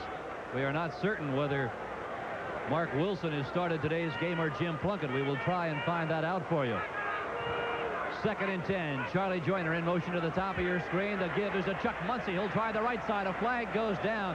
It is certain to be holding, and it might be on Eric Seaver, the tight end. When the flag is thrown in that area, it's usually holding. Look at Seaver looking around. Did they catch me? Did they catch me? A couple of other scores around the league. Cleveland has come back to take a lead over New Orleans on a Mike Pruitt 1-yard touchdown run. 4:48 to play in that one. New Orleans has led that entire game. Minnesota continues to lead Philadelphia, but the Eagles are coming back. 2 touchdown passes. Face mask, number 54, defense, automatic first down. Oh, let's take a look at the replay and see what happens. They got Sanders Shiver. He's guilty of a face mask. Oh, right at the bottom of the screen, you can see his hand on Dylan Winslow's face mask. Oh, whoa! Oh, that should be a personal foul. That's dangerous. And I'll tell you, it's very dangerous. It is extremely dangerous. Fouts on first down to Muncie. Waits for his blockers to set it up. And Ozdowski tried to come in, and I look at him waving his right hand. He is hurting over there. I think he, too, got Muncie's face mask when he reached out to try and grab him. So it is second down. Pickup of about 5 yards on the play. Clock continues to run here in the third period. 3 minutes and 15 seconds to play here.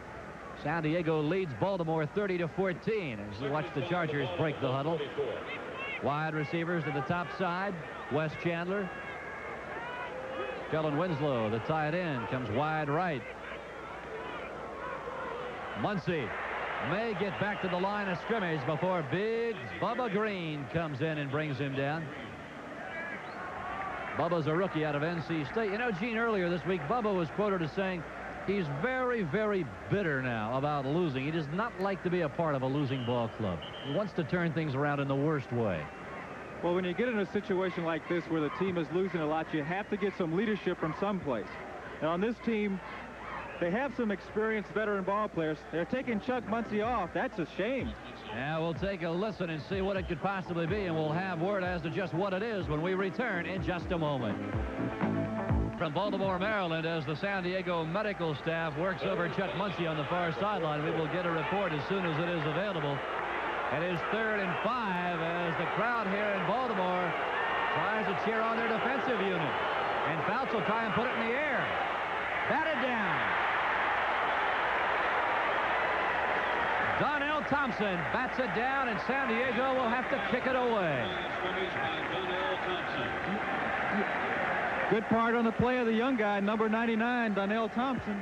And Phil, you mentioned before, number 91, Bubba Green, was saying he didn't like losing. And I was about to say that you have to get the leadership from someplace. And if you're not going to get it from the veteran players, then those young guys have to come forward and say, look, we've lost enough. Let's turn things around. We have to do what's necessary to win. Quite frankly, we've done 3 Baltimore games this year, and I have yet to see a team leader emerge on this Baltimore Colt club. George Rogers, and the ball is snapped badly, and he still gets it away. A tremendous job by George Rogers under extreme pressure back there. You're exactly right. When that football hit the ground, he was looking for someone to come in and knock him down, and he eluded one guy. Then he was able to get the football away. Terrific job on the part of George Roberts. A 44-yard kick. Say, don't forget, we followed boxer Johnny Bumpus through his days as an amateur in the National Golden Gloves and the Olympic trials. Now as a young pro, he gets a title shot. He'll fight Willie Rodriguez for the USBA junior welterweight crown, and you'll see it all on NBC Sports World on October 31st. 1st and 10 Baltimore as Bert will put it in the air, and he's got a man. It is Ray Butler, and he's out across the 30-yard line. A first down for Baltimore. Ray Butler going down against the zone defense that San Diego's using. He found a little hole, and he pulled himself up, got the reception. Gene, you're going to love this. Another score out of Oakland. You said they could possibly get a safety and make it 2-0. They've done just that. Todd Christensen, a blocked punt. It is now 5-0 Oakland. Dickey is split wide left like a wide receiver, but the ball is given to Randy McMillan, and he will go nowhere. It is Jim Webb in on the stop. Gain of possibly a yard on the play. Look at this one. St. Louis being annihilated by Atlanta in the 4th quarter, 41-20. Kansas City leads Denver 7-0 in the 1st quarter. And Oakland, as we just told you, leads Tampa Bay 5-0. I'll tell you, if Kansas City beats the Denver Broncos, that sends the American Conference West up for grabs with San Diego, Kansas City, and Denver all tied for the lead. Dickey in motion. On 2nd and 9, Bert Jones for Dickey.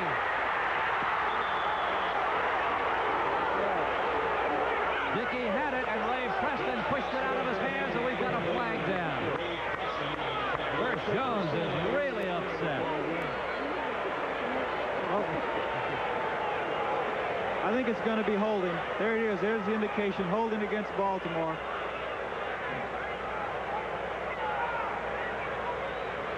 So we take a look at the tail end of this replay.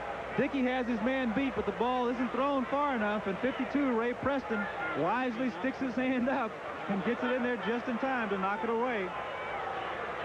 Well, if that appeared to be face guarding or screening, it is not. There has been a change this year. Let's listen. Holding, number 68, offense, 2nd down.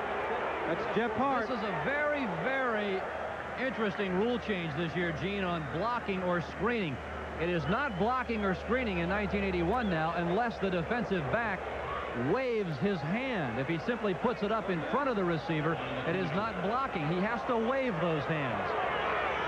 2nd and 19 for Baltimore.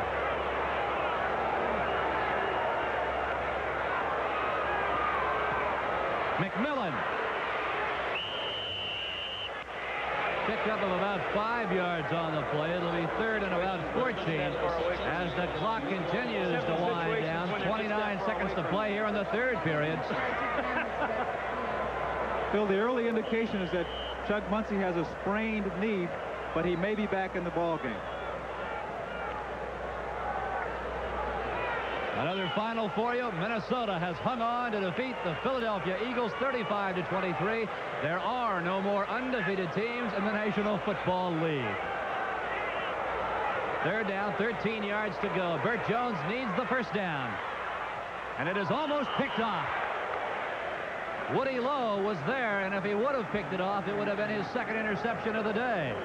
As the 3rd quarter comes to an end, the score, San Diego 30, Baltimore 14. We'll be right back after these messages from your local station. On the West Coast again, the Montreal-Los Angeles Dodger game, a rain delay in Montreal, so you are missing nothing. When we are done here, we will switch to that game, so stay right where you are.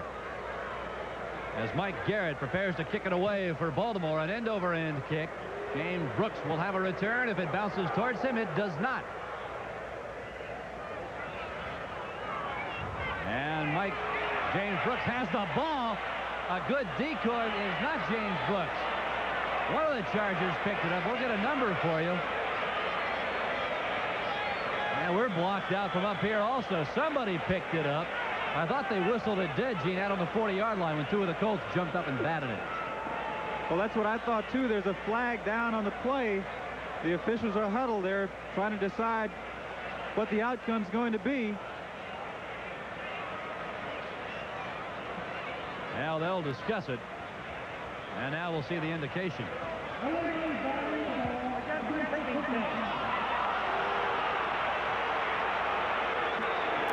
You cannot bat the ball towards your own goal line. That is the rule. I believe, if memory serves me correctly, the Chargers have the option of taking the ball where it is, or they kick it again. Now, the storm that we were expecting here in Baltimore has not materialized, but the thunder is here in the form of the San Diego Chargers. Now look at Mike McCormick. He is upset. He doesn't know what's going on either. Now Fouts is talking with one of the officials. I don't think anybody knows what's going on. Well, they're talking to Dan Fouts, and I think they're trying to. Against the kicking team, penalties decline, 1st down. They were explaining the options that were open to the Chargers. I'll take a look at it again. This happened last week against the San Diego Chargers on an onside kick. As you can see, the 2 Colts go up and bat the ball. They're trying to keep the ball from going back in their direction, so they just bat it forward. Oh, it is 1st down for San Diego at their own 40-yard line. Frank Duncan was the Charger who picked that ball up and ran it out of bounds. 14:45 to play in this ball game. Muncie is back in the ball game with a sprained knee at all, and he runs it straight up the right side. Pick up of 3 yards on the play before Ed Smith closes it down.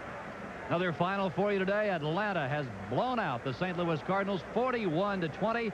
Listen to this. Steve Bartkowski, 4 touchdown passes, 2 to Alfred Jenkins, 1 to William Andrews. Make that 2 to William Andrews. Oakland now stuffing it out over Tampa. They have scored a touchdown. Touchdown Raiders. First one in a long time. 2nd and 6. Fouts over the middle. Kellen Winslow cannot hold on. Ball thrown behind Kellen.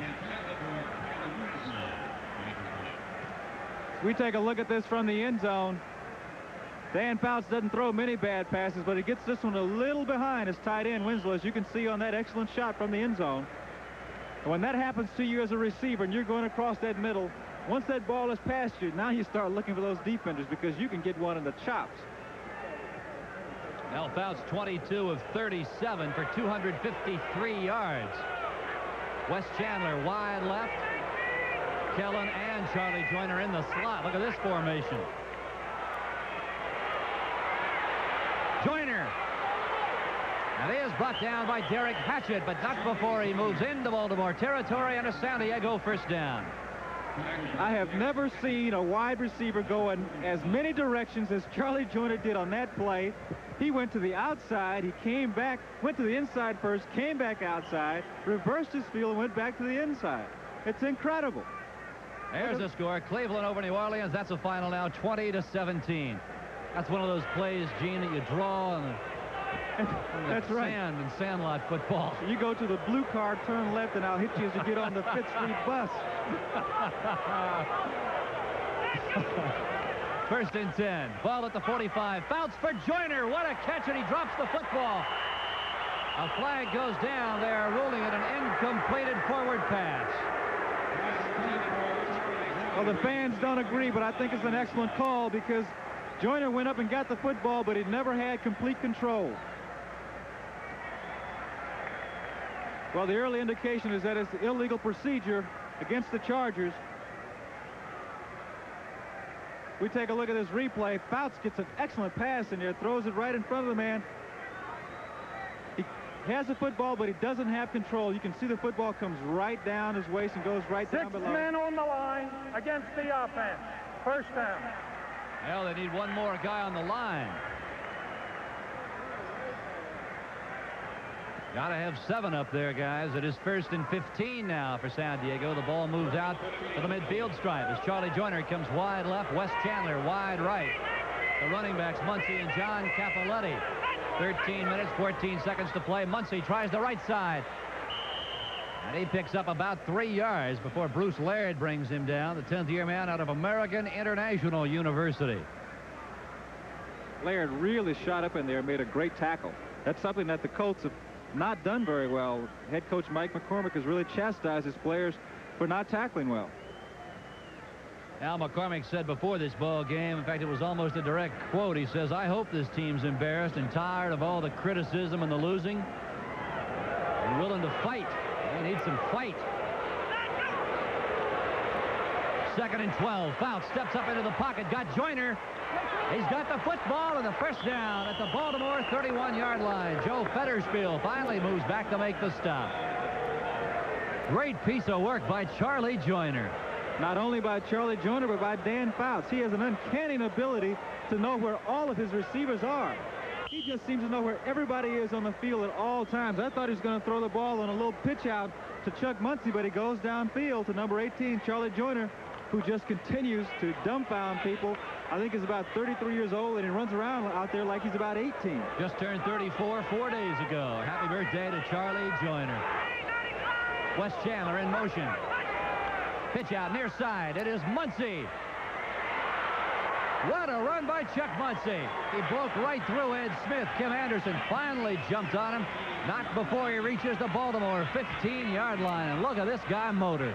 And you got a good look at that cast that he has on his left hand. A guy as big as Chuck Muncie is usually doesn't have that kind of acceleration. But once he saw the opening, as we can see from this replay, the guards are pulling out. There's also the tackle, Billy Shields, number 66. Once Muncie sees that open, he just shoots through there, just like a shot out of a cannon. And it's really unusual for a guy of his size to have that kind of acceleration. John Capoletti with an outstanding block, too, on Bruce Laird there to spring Muncie. First and 10, San Diego. Little counter to Capoletti. Still on his feet near the 12-yard line. He's finally brought down. It is getting dark here in Baltimore. Kim Anderson brings him down. Number 25, John Capoletti, running through the middle. Looks like he did at Penn State when he just goes one way, goes the other way. Shows tremendous agility. Gets up in there really tough. Take a look at the heavy overcast here at Memorial Stadium in Baltimore, Maryland, where we have 10 minutes, 35 seconds to play. San Diego leads this one 30-14 and wanting some more. Fouts over the middle. Kellen Winslow. Watch this block by Seaver. And he will not get in. Winslow is down, and his helmet comes off. What a block by Eric Seaver, the other tight end. Well, San Diego continues to confuse the opposition as they have their running back, Chuck Muncie. He goes up through the middle. He clears out the linebackers. Winslow waits for them to drop back. He comes underneath, and look at this block he gets from number 85, Eric Sievers. Good block with Sanders Shivers. He fights it off, and he comes up and he saves the touchdown. It is first and goal, San Diego. 3 tight ends check in. All of the wide receivers sit down. Muncie and Capoletti, the running backs. Capoletti. Do you believe it?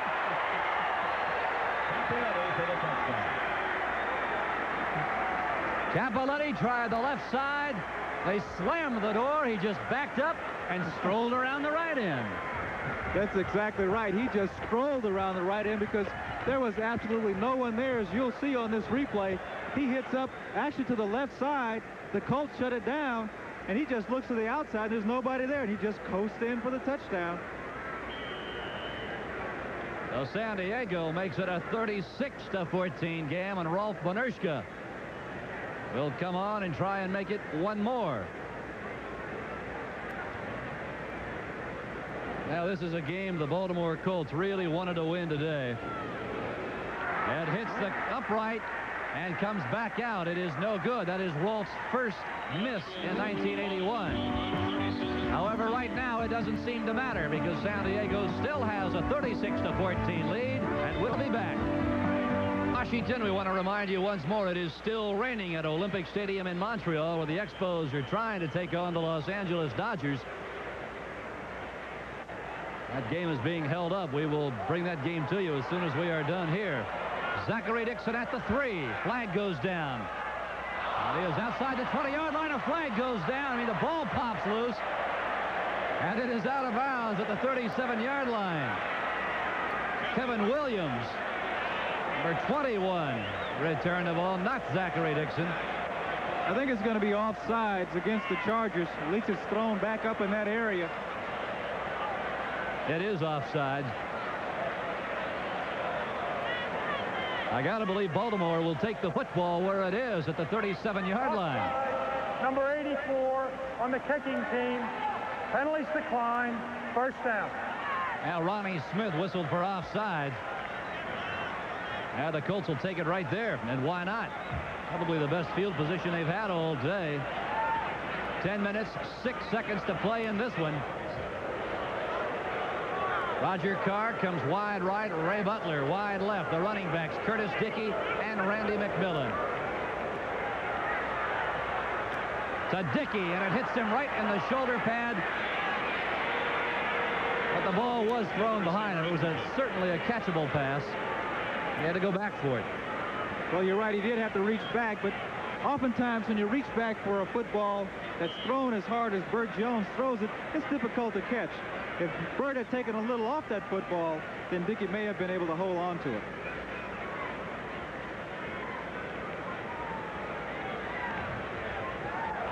Burt Jones, 15 of 29 for 197 yards, 2 touchdowns, 2 interceptions. The Chargers with 5 defensive back.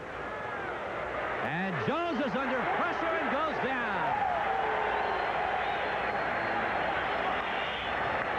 Leroy Jones was there, and a rookie out of Ohio State, Keith Ferguson, was there. Boy, I'm telling you, they were really there. It looks as though they just shot through there, and no one touched them. There you can see number 68, Leroy Jones. He beats his man. Jeff Hart is trying to block him, and number 62, Ken Huff, is trying to help out. To no avail as they get through. Throw Burt Jones for a loss. Now there you saw that graphic. It is the 4th sack for the San Diego Chargers, totaling 42 yards.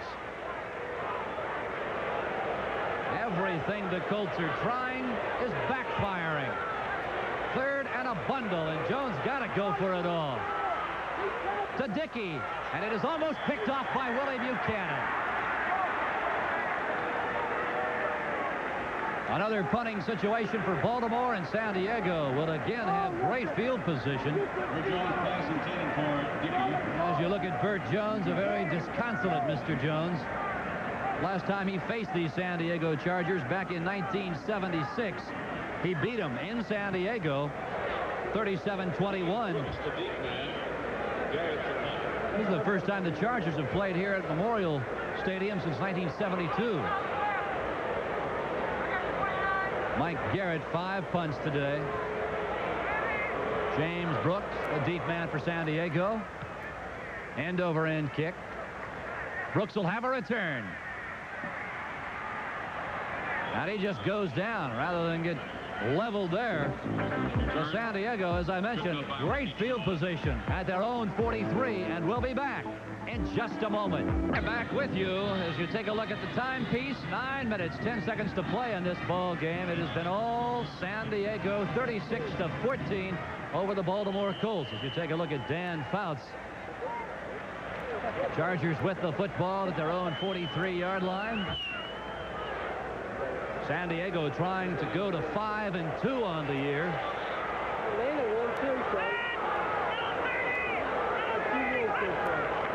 Pitch right side, Brooks. Flag goes down.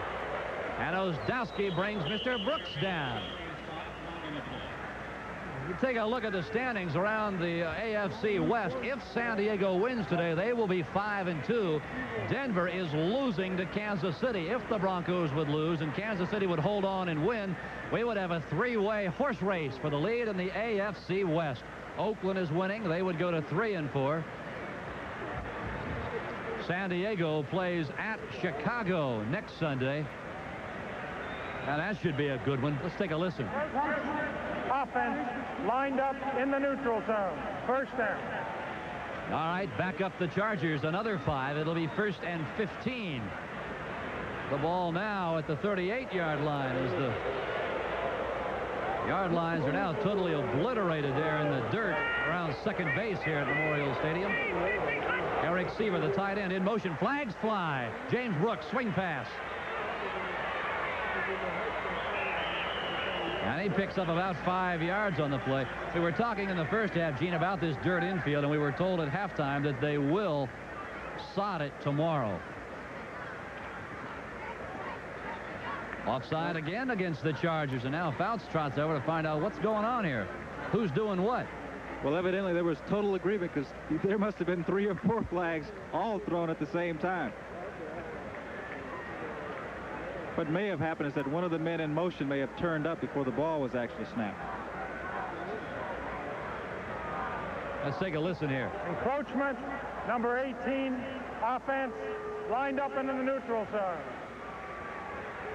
Now Charlie Joyner is the guilty party. So now it is 1st and 20. Joyner goes wide to the right, the top of your screen. It is Wes Chandler wide left. The running backs for San Diego, Brooks and Capoletti. And Fouts will put it in the air. Got a man. It is Joyner, and he overthrows him. Charlie had everybody beat back there, and he simply overthrew him. Well, Fouts had plenty of time to throw the football. As we take a look at Joyner, we have him isolated. The Colts go into a zone defense. They roll the corner up to take the short area away. Joyner just comes into the middle. Now, the linebacker's supposed to be there, but the Colts don't have anyone there. And had Fouts thrown that ball maybe a half yard, a little shorter, it would have been a completion. Fouts 26 of 43 now for 291 yards. Coming into today's game, Fouts had thrown 22 300-yard games. He's 3rd on the all-time list.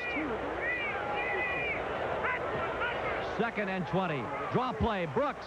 Running room right side. And Brooks takes on Nesby Glasgow head on, knocks him down, and runs for another 5.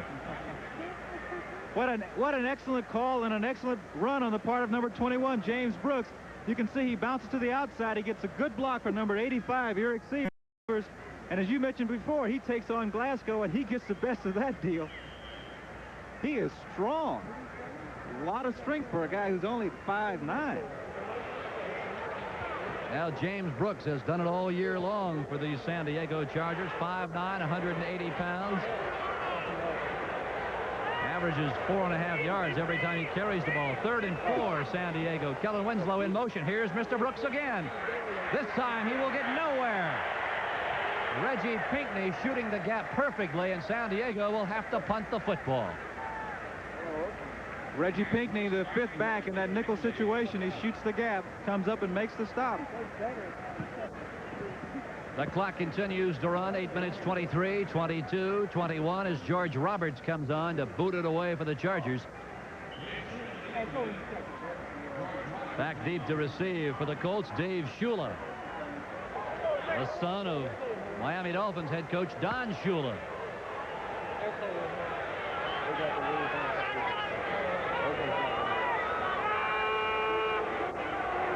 He'll be snapping the ball off that dirt. It was a good snap.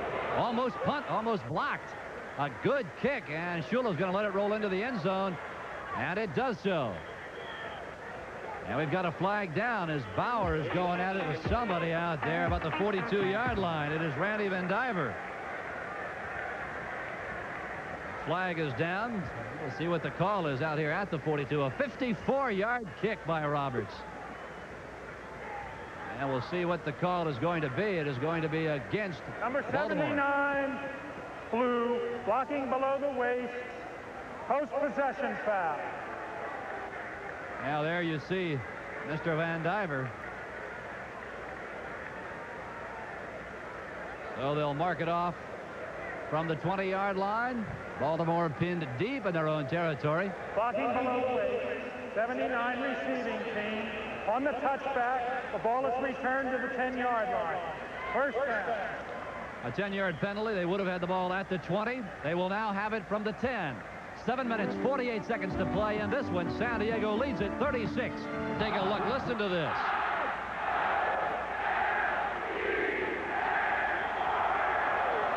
In case you can't tell what they were spelling out, the fans here in Baltimore are spelling Orioles. I suppose it's safe to say, Gene, that the folks here have perhaps seen enough of the Colts. Well, they still love football, and many of them are still here. They haven't gone home yet. No, they have not. First and 10, Baltimore. Pattern near side. It is intended for Reese McCall, and I think he got it. Yes, he did. A pickup of almost 10 yards. It'll be second and about a half a yard. Ray Preston on the stop. Preston is trying to convince the officials that he didn't have it. He caught the football, and he actually dropped it, but he held on to it with both of his knees, so the ball never hit the ground. I love that quote by Kenny King of the Oakland Raiders earlier this year. He asked Kenny King if they thought banning Stickum was going to hurt pro football. He says, well, you'll still see outstanding catches, but the receivers won't be making them with their elbows anymore. Second and 6 inches. Bert Jones steps up into the pocket, fumbles the football. And Wyatt Henderson is recovered for the Chargers.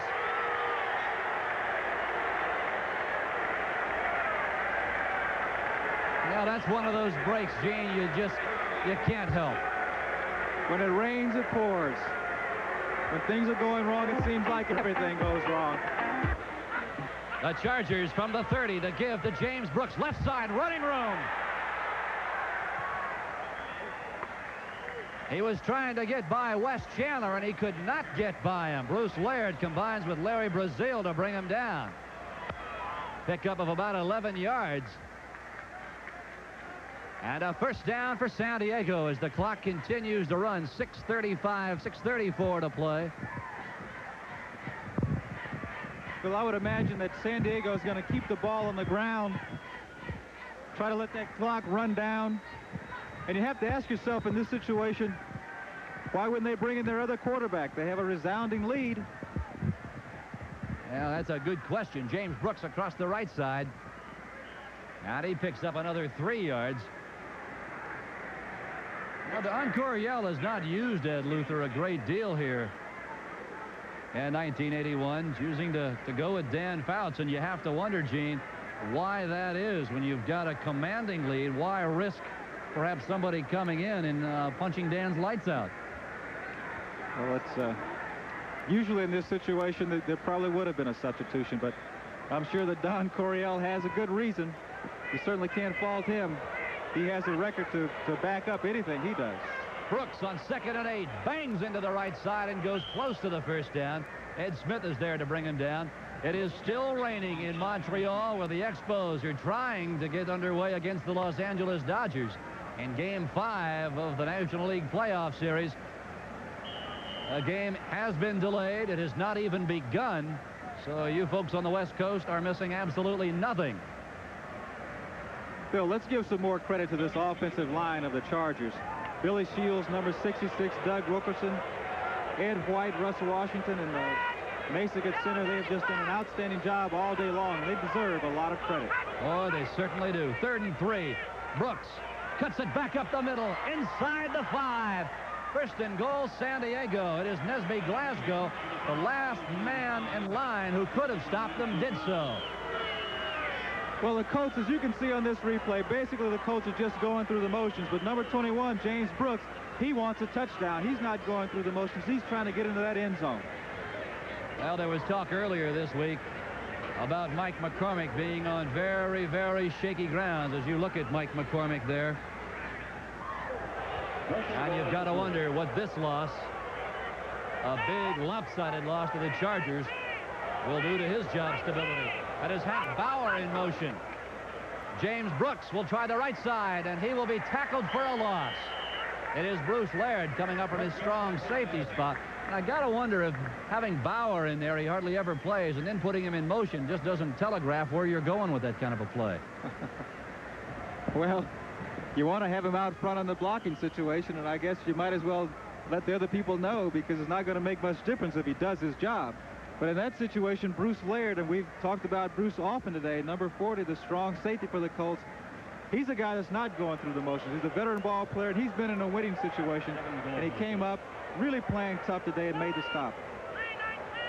2nd and goal. The ball now at the 7.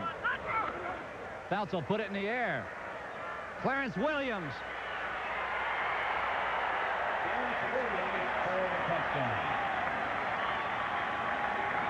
Well, they make it look easy, don't they? Clarence Williams celebrates in the end zone. He got a great block from number 25, John Capoletti. That is CW, and let's look at it again. He was wide open on the little swing, Gene. Well, Dan gets the ball out to the right side, and I don't know if we can see it on our screen, but he gets a great block. There it is. John Capoletti comes back and blindsides the man down low. Doesn't see him at all. Williams goes in, standing up, untouched.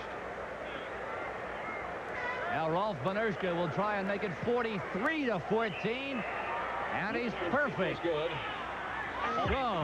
the blowout continues here in Baltimore with 3:20. Notify stations along our network that the Montreal-Los Angeles Dodger game is being held up.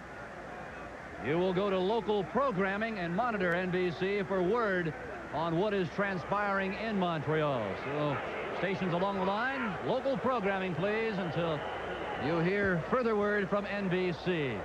But right now, we still have 3 minutes and 23 seconds of football remaining here in Baltimore as Rolf Benerschke is set to kick it away.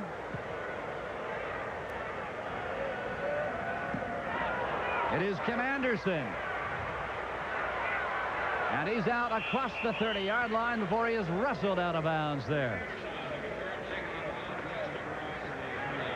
Oh, Baltimore will have the football at about the 31-yard line. I want to emphasize what we just said a moment ago, notifying stations along the line that we would like you to go to local programming because the Montreal-Los Angeles Dodger game has not started yet. Rain delay in Montreal.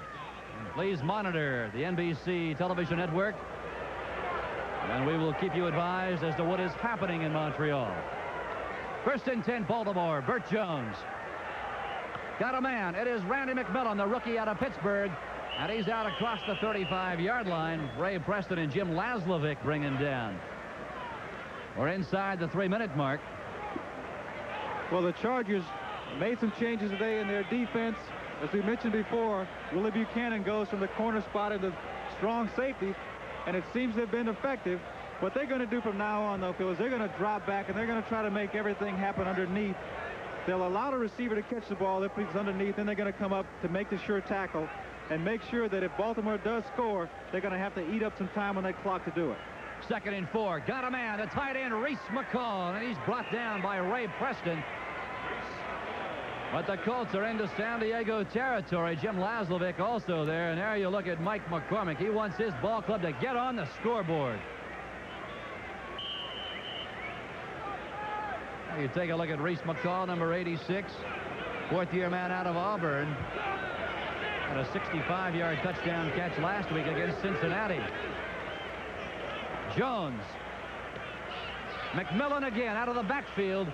And he's inside the 30-yard line of San Diego. Ray Preston is there again. There have been some amazing last-minute finishes in the history of pro football. Now we're going to show you one of those fantastic finishes because we are at the 2-minute mark here in Baltimore. Alcoa presents Fantastic Finish. Bill, as we take a look at the total offense, the statistics certainly bear out what's happening on the score. The Chargers 466 total yards. What an afternoon they have had through the air, particularly. Dan Fouts hadn't reached 300 yards yet, but he's been right on the money with those passes. 2nd and 2. Burt Jones has got a man. Again, it is Randy McMillan. They've run that pass 3 times, and he's got room. A first down at the Charger 20-yard line. Pete Shaw and Alan Ellis combine on the stop.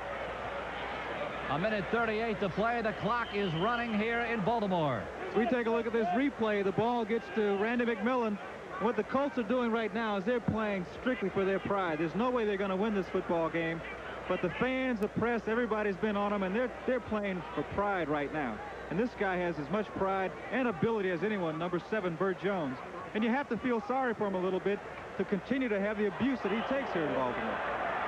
Now, there was a lot of pushing and shoving in the Charger defensive secondary. Curtis Dickey and Ray Preston were really going at it as the ball passed right over Dickey's helmet, and Burt Jones is going to have none of it. Well, obviously, there's tremendous frustration on the part of the entire Colt organization. As we take a look at this replay, Burt Jones throws the ball down there, and you can see that Dickey is being pushed. Ray Preston is all over him before the ball gets there, and that should be a penalty. I think you're right. 1:15 to play. The clock is stopped. Roger Carr wide left, Ray Butler to the bottom of your screen. On 2nd and 10. Jones steps up. He's got Reese McCall, and he cannot hold on. McCall is hammered by Alan Ellis right at the 2-yard line. The ball was thrown a little bit high. Reese McCall made a good effort to get open. Burt Jones takes off. Then he sees that Reese has made a move to get open. He throws the ball a little high. McCall goes up and he gets his hands on it. And I think he should have come down with it. He had to jump a little bit, but he had both hands on that ball. He should have caught it. It is now 3rd and 10, and you just can't say enough about this San Diego Charger defensive secondary today. A secondary that has been giving up on the average 306 yards a game, dead last in the NFL. They have played exceedingly well today. Burt Jones gonna get hammered. Again, the 6'5" rookie out of Ohio State, Keith Ferguson, is there to bring them down. For San Diego, that's the 5th time they have brought Burt Jones down. Well, anytime that you get a sack, when the defensive group gets a sack, that's because those defensive backs have the guys covered. So the defensive line should give credit to San Diego's defensive backs for covering the guys, which allows them time to get in there and get the sack. 54 seconds to play. Again, we want to remind our local stations along the line. It is raining in Montreal. Please provide local programming and monitor the NBC television network for further updates. 40 seconds, 39 seconds. 4th down and 18, and Jones will go down. And you can just see the frustration on the faces of the offensive linemen for the Baltimore Colts. Leroy Jones is the man this time, and Burt Jones comes off the football field, and I'll tell you something. These Colts are a disappointed group of young men. 34 seconds to play. The Chargers have the ball, and William Ed Luther has come on. Dan leaving with 298 yards passing, just 2 yards shy of what would have been his 23rd 300-yard game. He's 3rd on the all-time list, behind a fellow that people here in Baltimore know a lot about, a guy by the name of John Unitas. He had 26 300-yard games. Sonny Jurgensen had 25 in his career. And as you look on at number 14, 26 of 43, 298, and 3 touchdowns. Not bad for an afternoon, Dan. There's Mr. Luther, the second-year man out of San Jose State, and can he rifle the football? Hank Bauer across the left side. Pickup of about 3. We pause briefly for station identification. This is the NBC television network. KCST TV, San Diego.